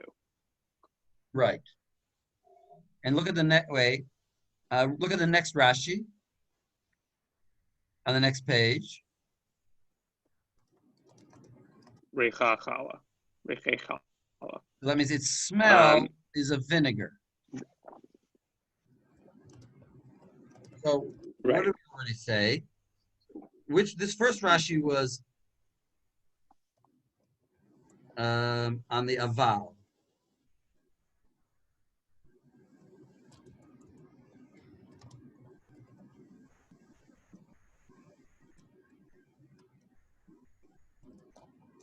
Yain zeh samuch le'erevo. So the wine, By the way, just before. Actually, Rashi is a different girsa, right? Rashi has a vowel. We don't have a vowel. The word aval. True? Just noticing that. Right. We just go with chamra lagoy chala. Rashi has aval chamra lagoy chala. It makes much more sense when you put the aval in. Yeah. Reicha l'chala. So the next Rashi. Reicha Halla, yain zeh samuch le'erevo. So the wine, close to its moment of like mixture with the vinegar. Hayareicha Halla v'tamei chamra. It's got the smell of vinegar and the taste of wine. Uvatar reiche azlinan. And when we're establishing what a min is, or there's min b'mino, min b'sheno mino, we go after smell. So when they get mixed up, min b'mino. It's a case of min b'mino because they both got the smell of vinegar. In other words, smell becomes all of a sudden a factor. We've talked about name, we've talked about flavor, and now we're talking about smell. Okay. So continuing the Gemara.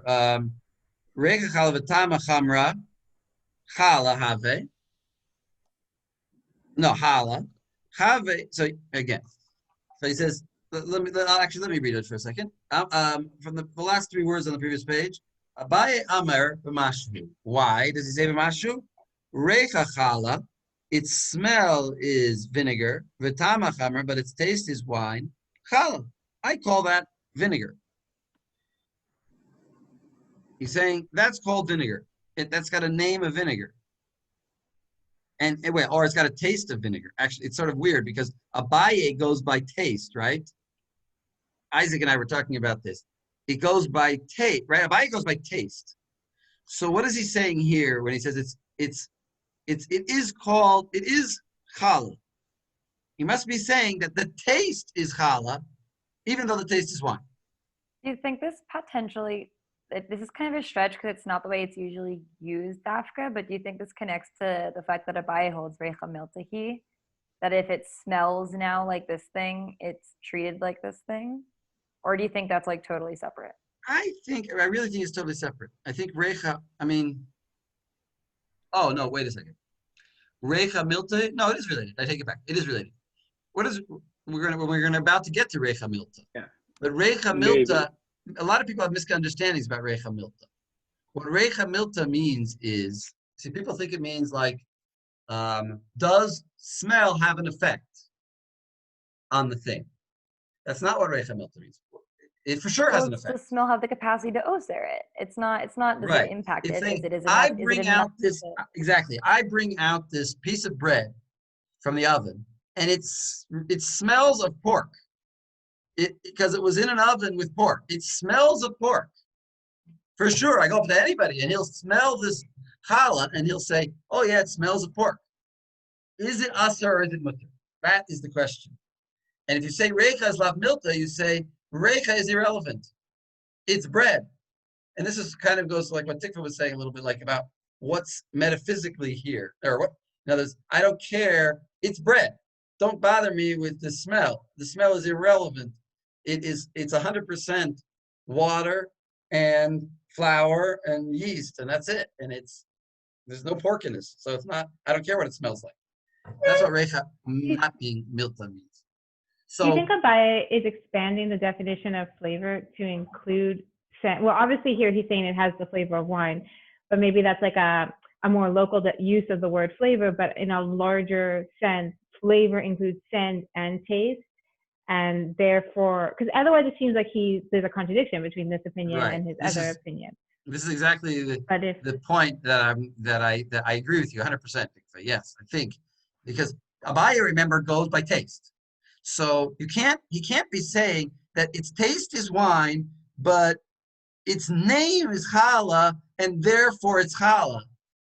In other words, he must be saying, because he doesn't care about name, he must be saying its taste is wine. In other words, if you'd hold your nose and drink this wine, you might think that it says wine.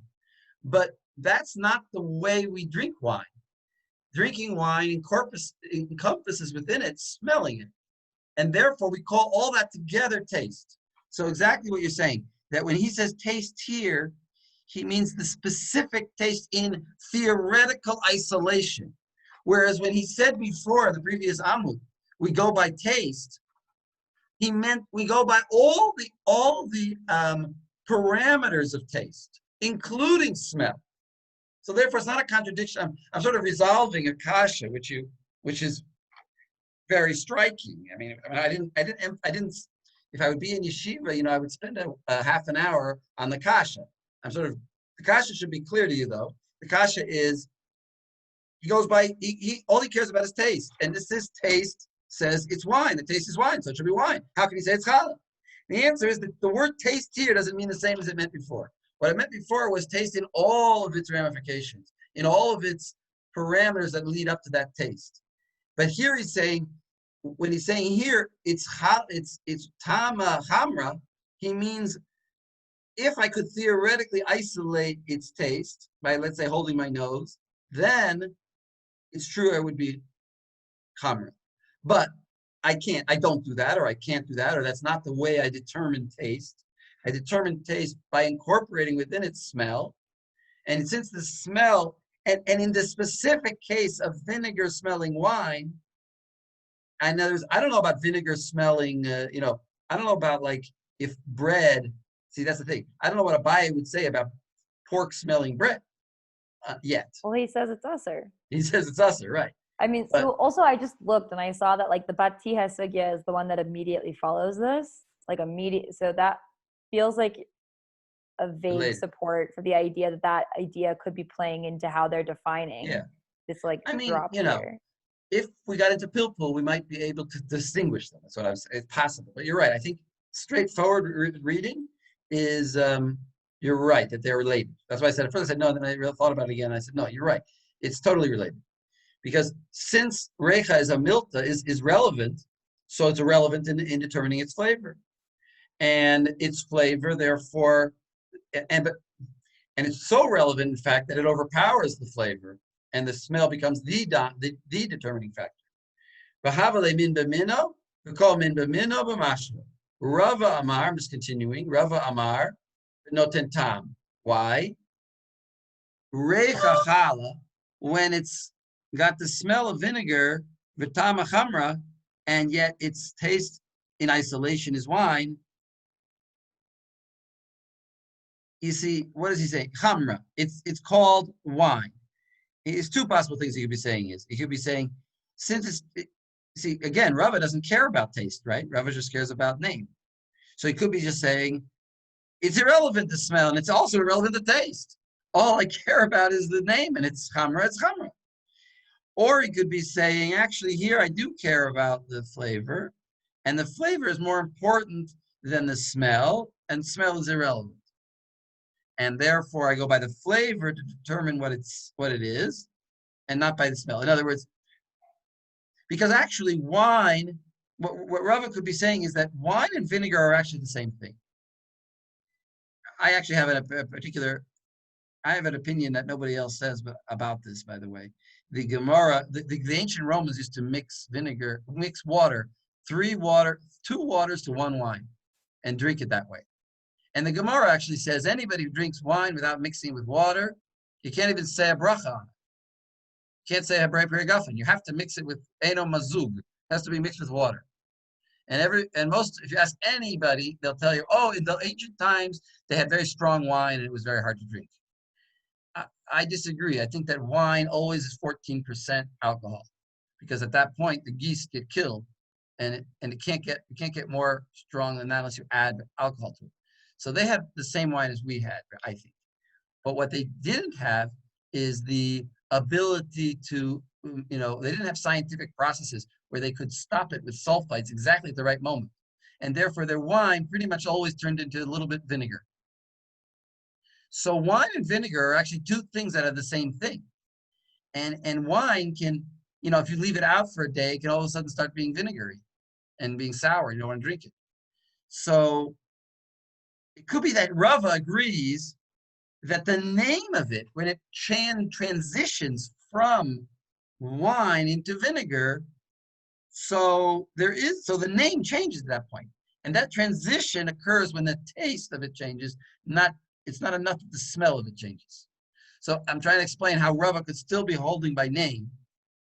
You could still be holding by name and yet say that the tam is relevant. The tam is relevant in determining what its name is. And then once I know what its name is, I know what its type is. Because it's dafka between wine and vinegar, that the only difference is taste. And yet they have two different names. So the name here is determined by the taste, not so by other things maybe. That was a mouthful. Questions or comments or disagreements? I mean, maybe this is like an obvious statement, but it seems like all the cases that they're dealing with are the places where name and flavor are close or similar or sort of gray area. And it seems like in the majority of cases, Abaye and Rava would have no problem. That different taste has a different name. And Right. No, that's for sure. But like oregano doesn't turn into thyme. In other words, right, well, that's why I still wonder. Vinegar is a little bit different because actually the wine does turn into vinegar. Right, but again, I think that Abaye was using that case, even though it's a different proofs a point about the language, whereas the actual cases that they're dealing with they're all borderline cases, and they all require some way to distinguish things that are very close. Okay, agreed. Yeah, I don't. It doesn't. That supports or goes along. It doesn't necessarily contradict what I was saying, but yeah. No, it's the same. Yeah, I agree with you. These are definitely borderline cases. I'm just right. And Rava here is saying that the wine becomes vinegar. Okay, so let's read a little bit more. Fine. We actually do have one more. There's two more things to do. One is the rest of the Gemara, which we should do, Recha Milton. So there's also a Tosfos here, which I told you to look at. Maybe I'll tell you the Tosfos at the end outside, but the part that I'm interested in. Maybe who would like to read? Maybe Tikva, you'd like to read? Or if you're still there. Sorry, yeah. Yeah. So we're at Hai bat tiha, which Hi is Betia, yeah. Hi Betia, Ovet Rechavim b'di Yisrael, Shafet Dami. Yisrael de be'Ovet Rechavim, Abayo me'aser, Rava me'moter. Wait, so what's shaperdami? That it's okay in that case. Right. Which case? It's So what's the allowed. first case? So in the case of you have a non-Jew or Ovet Rechavim smelling the wine of a Jew, right? Right. Because he didn't do anything. He didn't touch it. He just smelled it. Okay, but in the In other words, opposite it's okay. case, It's even okay. What does okay mean? What does okay mean? Shaperdami really, what's mutar? the wine is still. What else is mutar? But that's true, but what else is mutar? There's one more You mean thing. the event, like the The action event, itself? exactly, the event. It's permitted, because that's going to be relevant for the second part, because we're talking, that's really what we're actually asking. You are permitted to let a Gentile smell your wine and tell you if he likes it or not. And now we're going to go the other way. Can a Jew smell the wine of a Gentile? Obviously, it's not going to forbid the Gentile's wine. It's already forbidden. In other words, he's not going to. The question is he allowed to smell it? Can you go by the pork, store and smell the pork? Right. So go ahead. Yisrael. So Yisrael de be'ovet rechavim, Abaya me'asur and Rava omer mutar. So Abaya says that he can't, and Rava says that he can. Abaya Because, me'asur. and presumably because of Reicha Milta. Well, we'll get there. Reicha milti, Rava omer mutar, Reicha lav miltihi. Okay. So in other words, again, this smell is a non-existent thing, and therefore it's permitted. That's what Rava holds. And Abaye says, no, smell is a real thing, and therefore you are inhaling something real, and you're not, and which is forbidden, and you're not allowed to do that. Okay. Amar Rava, Mana minala derechav veloklum. So how do I What's my proof text? What's my proof? Yeah, thank you. That smells not anything. ודתנן שנר שהזיכו בכימון של תרומה, ואף בו את הפת מותרת, לפי שאין טעם כימון אלא ריח הכימון. So he says, he learns this Mishnah. There's you heat the oven with cumin, that's truma, and then you cook bread in it. The bread right. is You okay. said it correctly. Let me just emphasize. You said it correctly. Yeah. It's not that there's cumin in the oven and you're cooking the bread there. You're actually using, let's say, wood of a cumin plant, or you're using a pile of dried up cumin to light your fire. So the fuel of your fire is cumin. And of course, that's going to make a smell in the air everywhere. And it's going to make your bread smell of cumin. Now, the cumin was forbidden cumin. So maybe it's going to forbid your bread because it was truma. You forgot to take, you had taken truma. It was truma for a Kohen. Yeah. Right. But Abaya says that it's right. Again, there is Abaya or Rava. Yeah, it's Abaya. So Rava says. No, Rava says mutter, right. Rava says it's okay because it's not the flavor, it's just the smell. Right. Meaning that the bread itself doesn't have that flavor, it's just that everybody agrees that it doesn't have that flavor. Everybody agrees it doesn't have the flavor. And everybody agrees that the bread positively reeks of cumin. The metziyut, the actual circumstance, everybody agrees. The bread smells of cumin, and everybody agrees it doesn't have flavor of cumin, it just smell of cumin. And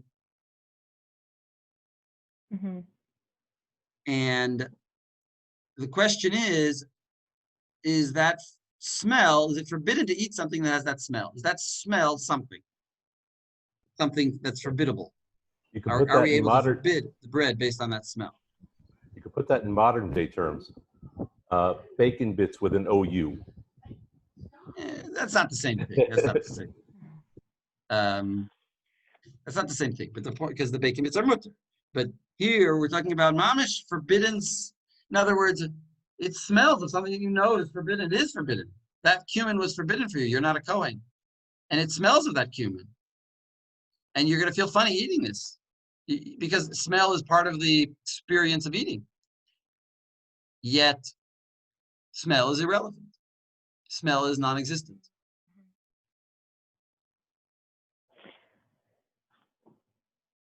Rabbi Shani Hatan, the Mikveh Soya. And Abaya says this case is different because the forbidden thing is burnt out. Now that's kind of weird. Right? Yeah. Think about that.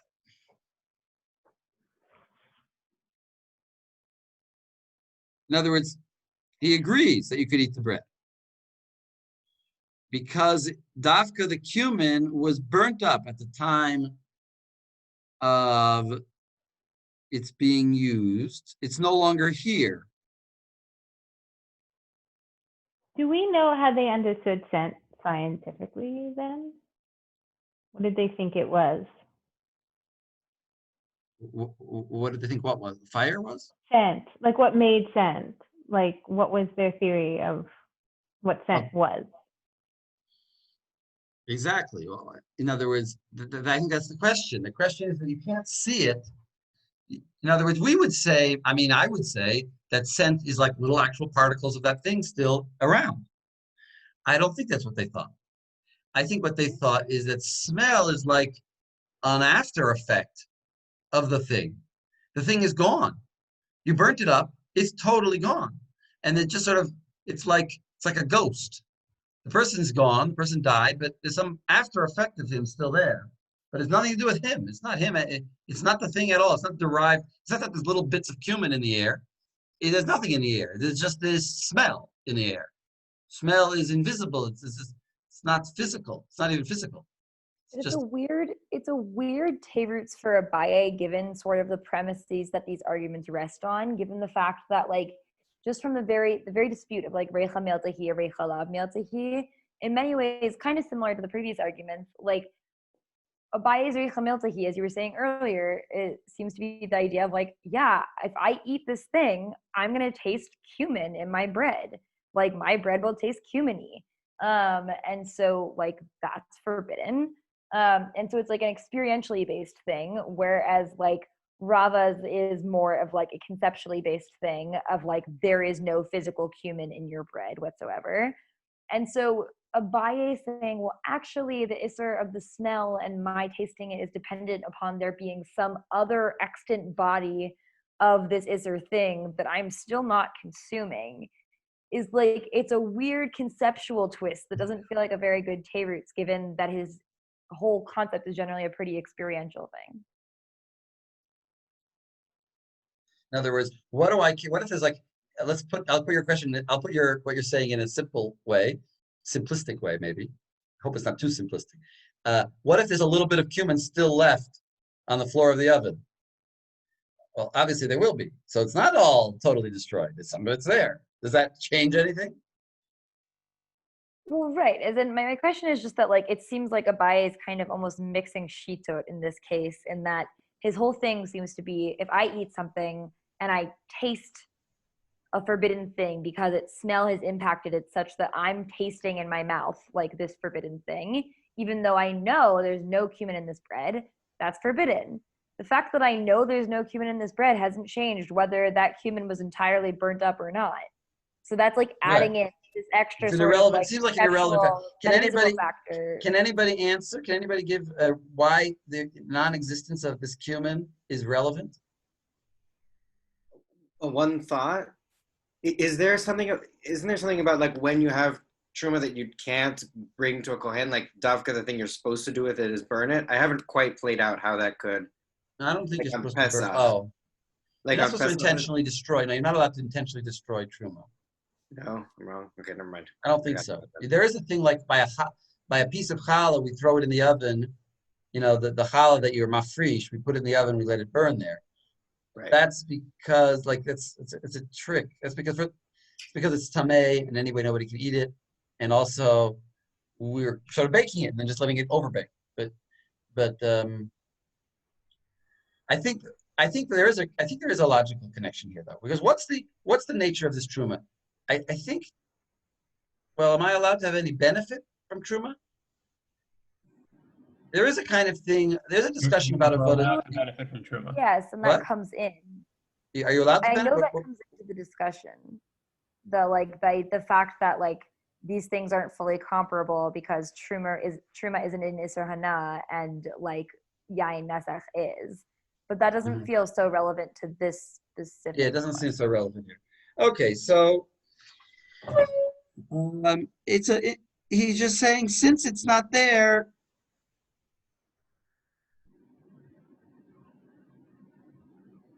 It's not such an important question because for whatever reason, there's really like no commentary on his teirutz. I just think it's not a good teirutz. It's not something we need to spend more time on. It's almost out of place. It would make sense if truma. It would sort of make sense if truma was forbidden in Hana'ah, and he was worried, and he thought it could have thought like this: if truma were to be forbidden by Hana'ah, if it would be, then what's I'm not eating the cumin. I'm having Hana'ah from the human. But there's a concept of having Hana'ah of when the thing has been burnt up. That's not called having Hana'ah from it.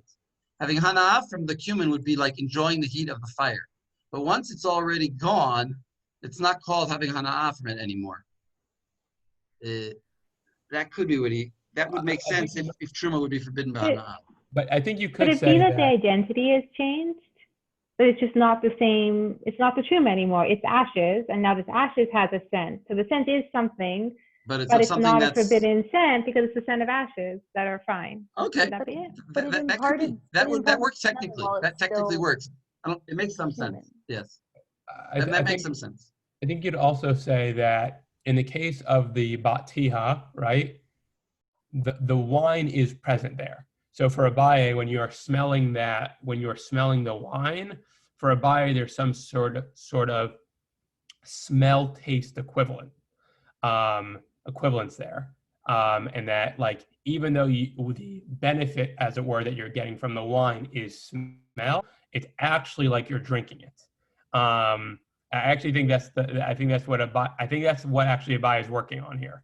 You're drinking what? The cumin? No. In the original case, with the batiha, right? I think for Abaye there is a direct connection between the smell and the taste. So when you smell the wine, you're actually in some ways drinking it. Yeah. Okay. Agree. That can only happen when the thing is there. Is what you're saying. Exactly. And you can't drink something that's not there. Exactly. And you can't eat something that's not there. Yes. You can't eat something that's not there, and you're eating this bread, but you can't be eating the cumin because the cumin's not there. Right. Okay. Fine. Agreed. It sounds good.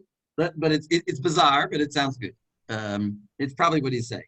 All right, let's go on. Let's just finish this sugya in the time we have left. Tikva, yeah.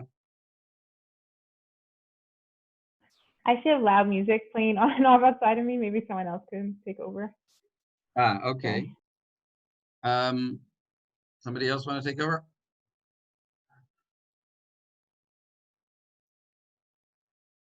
Josh, maybe?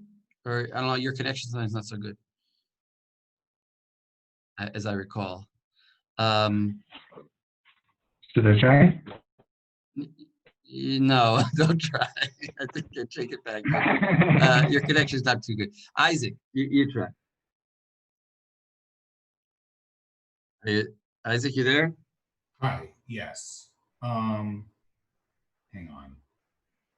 Somebody remind me where we are. My cat just... We're, I think Amar Rav Mari. I know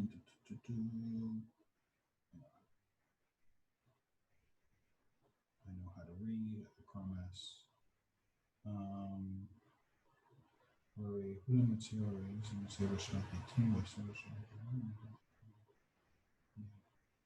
Maybe I'll read it. I'll read it. It says, Amar Rav Mari, Machloket. So it says like this. This Amar Rav Mari Kitanai. This is like a Tanaitic argument, which talks about Harode et Pat Chama. Harode Pat Chama. He removes from the oven some warm bread. Unetana al pi chavit shel yayin shel truma. He puts it on this on the opening of a barrel of truma wine. So this is hot bread, and this is truma wine, and the flavor of the wine is going to get into the bread. Just a second. Rav Meir Oser, Rav Yehuda Matir. So we have Tanaim that talk about this. Isn't it clear that Rav Meir, who's Oser, is Oser because the smell of it went in? And Rav Yehuda is Matir because the smell is not anything. Rabbi Yossi Matir, B'shel Chitin, V'Oser B'shel Sorin. Rav Yossi is Matir by wheat, but not by barley. I guess barley absorbs more. Mipnei Sorin, Sho'avot, they absorb more. My love bahaka mifligi, isn't it? This is what they're arguing about. Demar savarecha milta, he umar savarecha loklum, and the other one thinks it's nothing, and therefore you can put this hot bread on the wine, and so what if it gets the flavor? Loklum have it. So it says l'Rava vadai tanaihi. La Abaye mi lema tanaihi Amar lecha Abaye. He says Abaye can say he's not arguing on the same thing as they are arguing. Why? Because It's not that they're not arguing the same thing. Abaye could just argue that they all support him. well, Mi Itmar, isn't it said about this? Allah, Amar Rava Bar Chana, Amar Rish Lakish, Pat Chama v'Chavit Patucha Divrei Hakol Asura, Pat Sonenet v'Chavit Migufe. What does Migufe mean? Covered? Closed. Closed. So, divrei hakol asur, but pat sonenet, but with cold bread, v'chavit megufe, and the closed barrel, divrei hakol muter. Lo nechlechu ela b'pat chama, v'chavit megufe, v'pat sonenet, v'chavit petucha, hadidi nami kepat chama, v'chavit. In other words, he's saying they all agree with me, and the only question is, when is there a lot of smell? And is more, when is there a lot of absorbance? If it's warm and open, then for sure it's going to be asur. But when it's, what was the exact case? Right, when the bread is cold and the chavit is covered, everybody says it's mutter because no smell actually got there. They only argued when the barrel is covered, but the bread is warm. And then the question was just whether there was enough reach to forbid it. But everybody agrees with me that it's that reach is a milk. Fine. So that's just that's the end of the sugya. So we see that sort of. I mean, how do you paskin? They both. Well, presumably, we have a problem. Really, the truth is, it sounds like recha is a milta. Because we don't want, as recorded in Rava, it is Tanai, which is not so good, and we don't like to say that reach. So it sounds like reach is a milta, because Abaye was best able to explain that Mishnah. Agreed? But we hold like Rava because this isn't one of the 6 issues, at least in this sugya. But I know it's complicated because there's the Pesachim one where it's Rav and Levi disagreeing, and so Rishonim disagree, like how we hold in general, I think. But here everyone says we hold like Rava. So this is the Tosfos. This is that's what Noam is saying. Yes, the Tosfos that I told you to look at. Rava Amar Muter Recha Lav Milta That's the Tosfos on the Amud Bet there. And he says, on the third line there, he says, or the second line, depending on how you count, Perish Rashi Sham Afal Gav de Tanya Kavte de Rab da Aser Mikoma Kom Hil Halacha Kelevi de Shari. So he quotes Rashi as saying that actually it's mutter. In other words, reach is not a thing, and that's the halacha. Then Tosfos goes and explains why Rashi is wrong. He basically says, no, Rashi misunderstood, and he brings all these different sugyas to say that reach is a milta. And then he says, in the middle of the Tosfot, he starts talking about cases. And what he basically says is, yes, it's true that reach is a milta, and it's us. But our ovens are different from their ovens. Our ovens are big, their ovens are small. When we cook in our ovens, if you have milk and meat cooking in the same time in the same oven, there's a lot of air around there, and there's not enough smell to actually do anything. Which is very interesting. It's sort of like, I would call it Tosfos the reformer. You know, I notice this sort of tendency in Tosfos to do this. I mean, or you can say Tosfos justifier of the minhag. Perhaps that was the minhag, but he doesn't seem to talk in that way. He basically just says, our ovens are different. In other words, they're talking about a different case. Nowadays, things are different, and the halacha is different because of that. It's like what he says, is a famous thing he says about mayim achronim. He says, nowadays, why don't we wash mayim achronim? He says, because we don't have melech stomi. In other words, he does a funny thing. Rashi says it's mutter. Instead of just leaving it like Rashi, it's mutter. He proves that Rashi's wrong. Really, it's aser. And then he's matter it anyway, and he's on different basis. On the basis that the mitziut is different. It's just sort of, he could have just left it with Rashi and say, yeah, Rashi's right. That's actually a major principle for him, is that the mitziut is the mashikoveh. It has nothing to do with ideology or theology. It's mitziut. Well, no, I don't know what you mean by I that. shouldn't say nothing to. I take that back. Well, no, but I feel like this is. But he's giving a great deal of importance to what the mitziut is. No, but he could have just as easily said, and our ovens, even though they're a little bit bigger, they're still a reach. In other words, the Metzius, I wouldn't say that he's like feels the Metzius is koveh. He's saying that I would say he's justifying a makil opinion based on an observation, based on I don't want to be too non-traditional, but perhaps based on a forced interpretation of the Metzius. He's saying our ovens are bigger, and therefore we're going to follow Rashi's opinion, even though I can prove to you through my great pilpul that Rashi's wrong. I think it's more that partially also they feel / Dafka or Bnei Tam feels invested in saying we hold Rava here, but that we hold Rav in the other sugya. And holding that way means they have to have this scale they lay out of the levels of recha.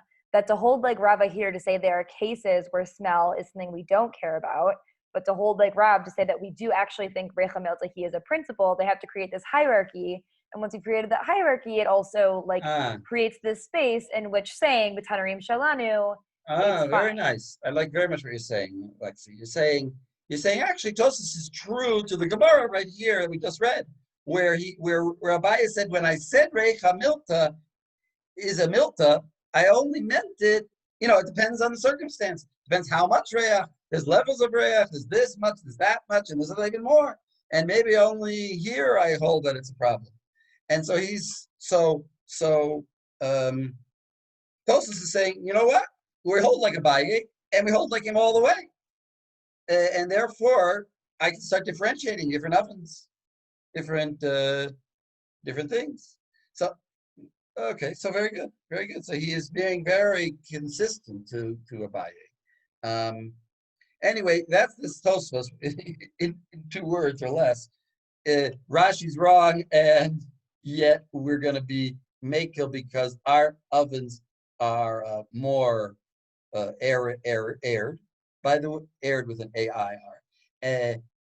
But by the way, there's still a machlokas in modern poskim whether Tosfos' ovens are like our ovens, right? We know another 800 years later, or however far it is, our ovens. Some people say our oven. I think that basically in America, when they used to have in the 50s these big ovens, so everybody said, yeah, our ovens are like Tosfos ovens. Now with these smaller electric ovens, there are different opinions about whether you can cook. Obviously, hopefully you wouldn't cook pork and meat at the same time, but whether you could cook milk and meat at the same time. Lamaisa, what you could do is cover one of them. If you cover one of them with aluminum foil, you could actually cook milk and meat in the same oven at the same time. You don't have to cover both of them. And I actually had to do that once because I came home late for Shabbat and I had to cook two things. I had it all planned in enough time. You can put, as far as somebody said about whether you use the convection setting, I don't think that should affect it. Convection just turns the air around inside. It doesn't blow the air out. The air that you feel in a modern electric oven coming out is actually not from the oven. It's just to cool the door.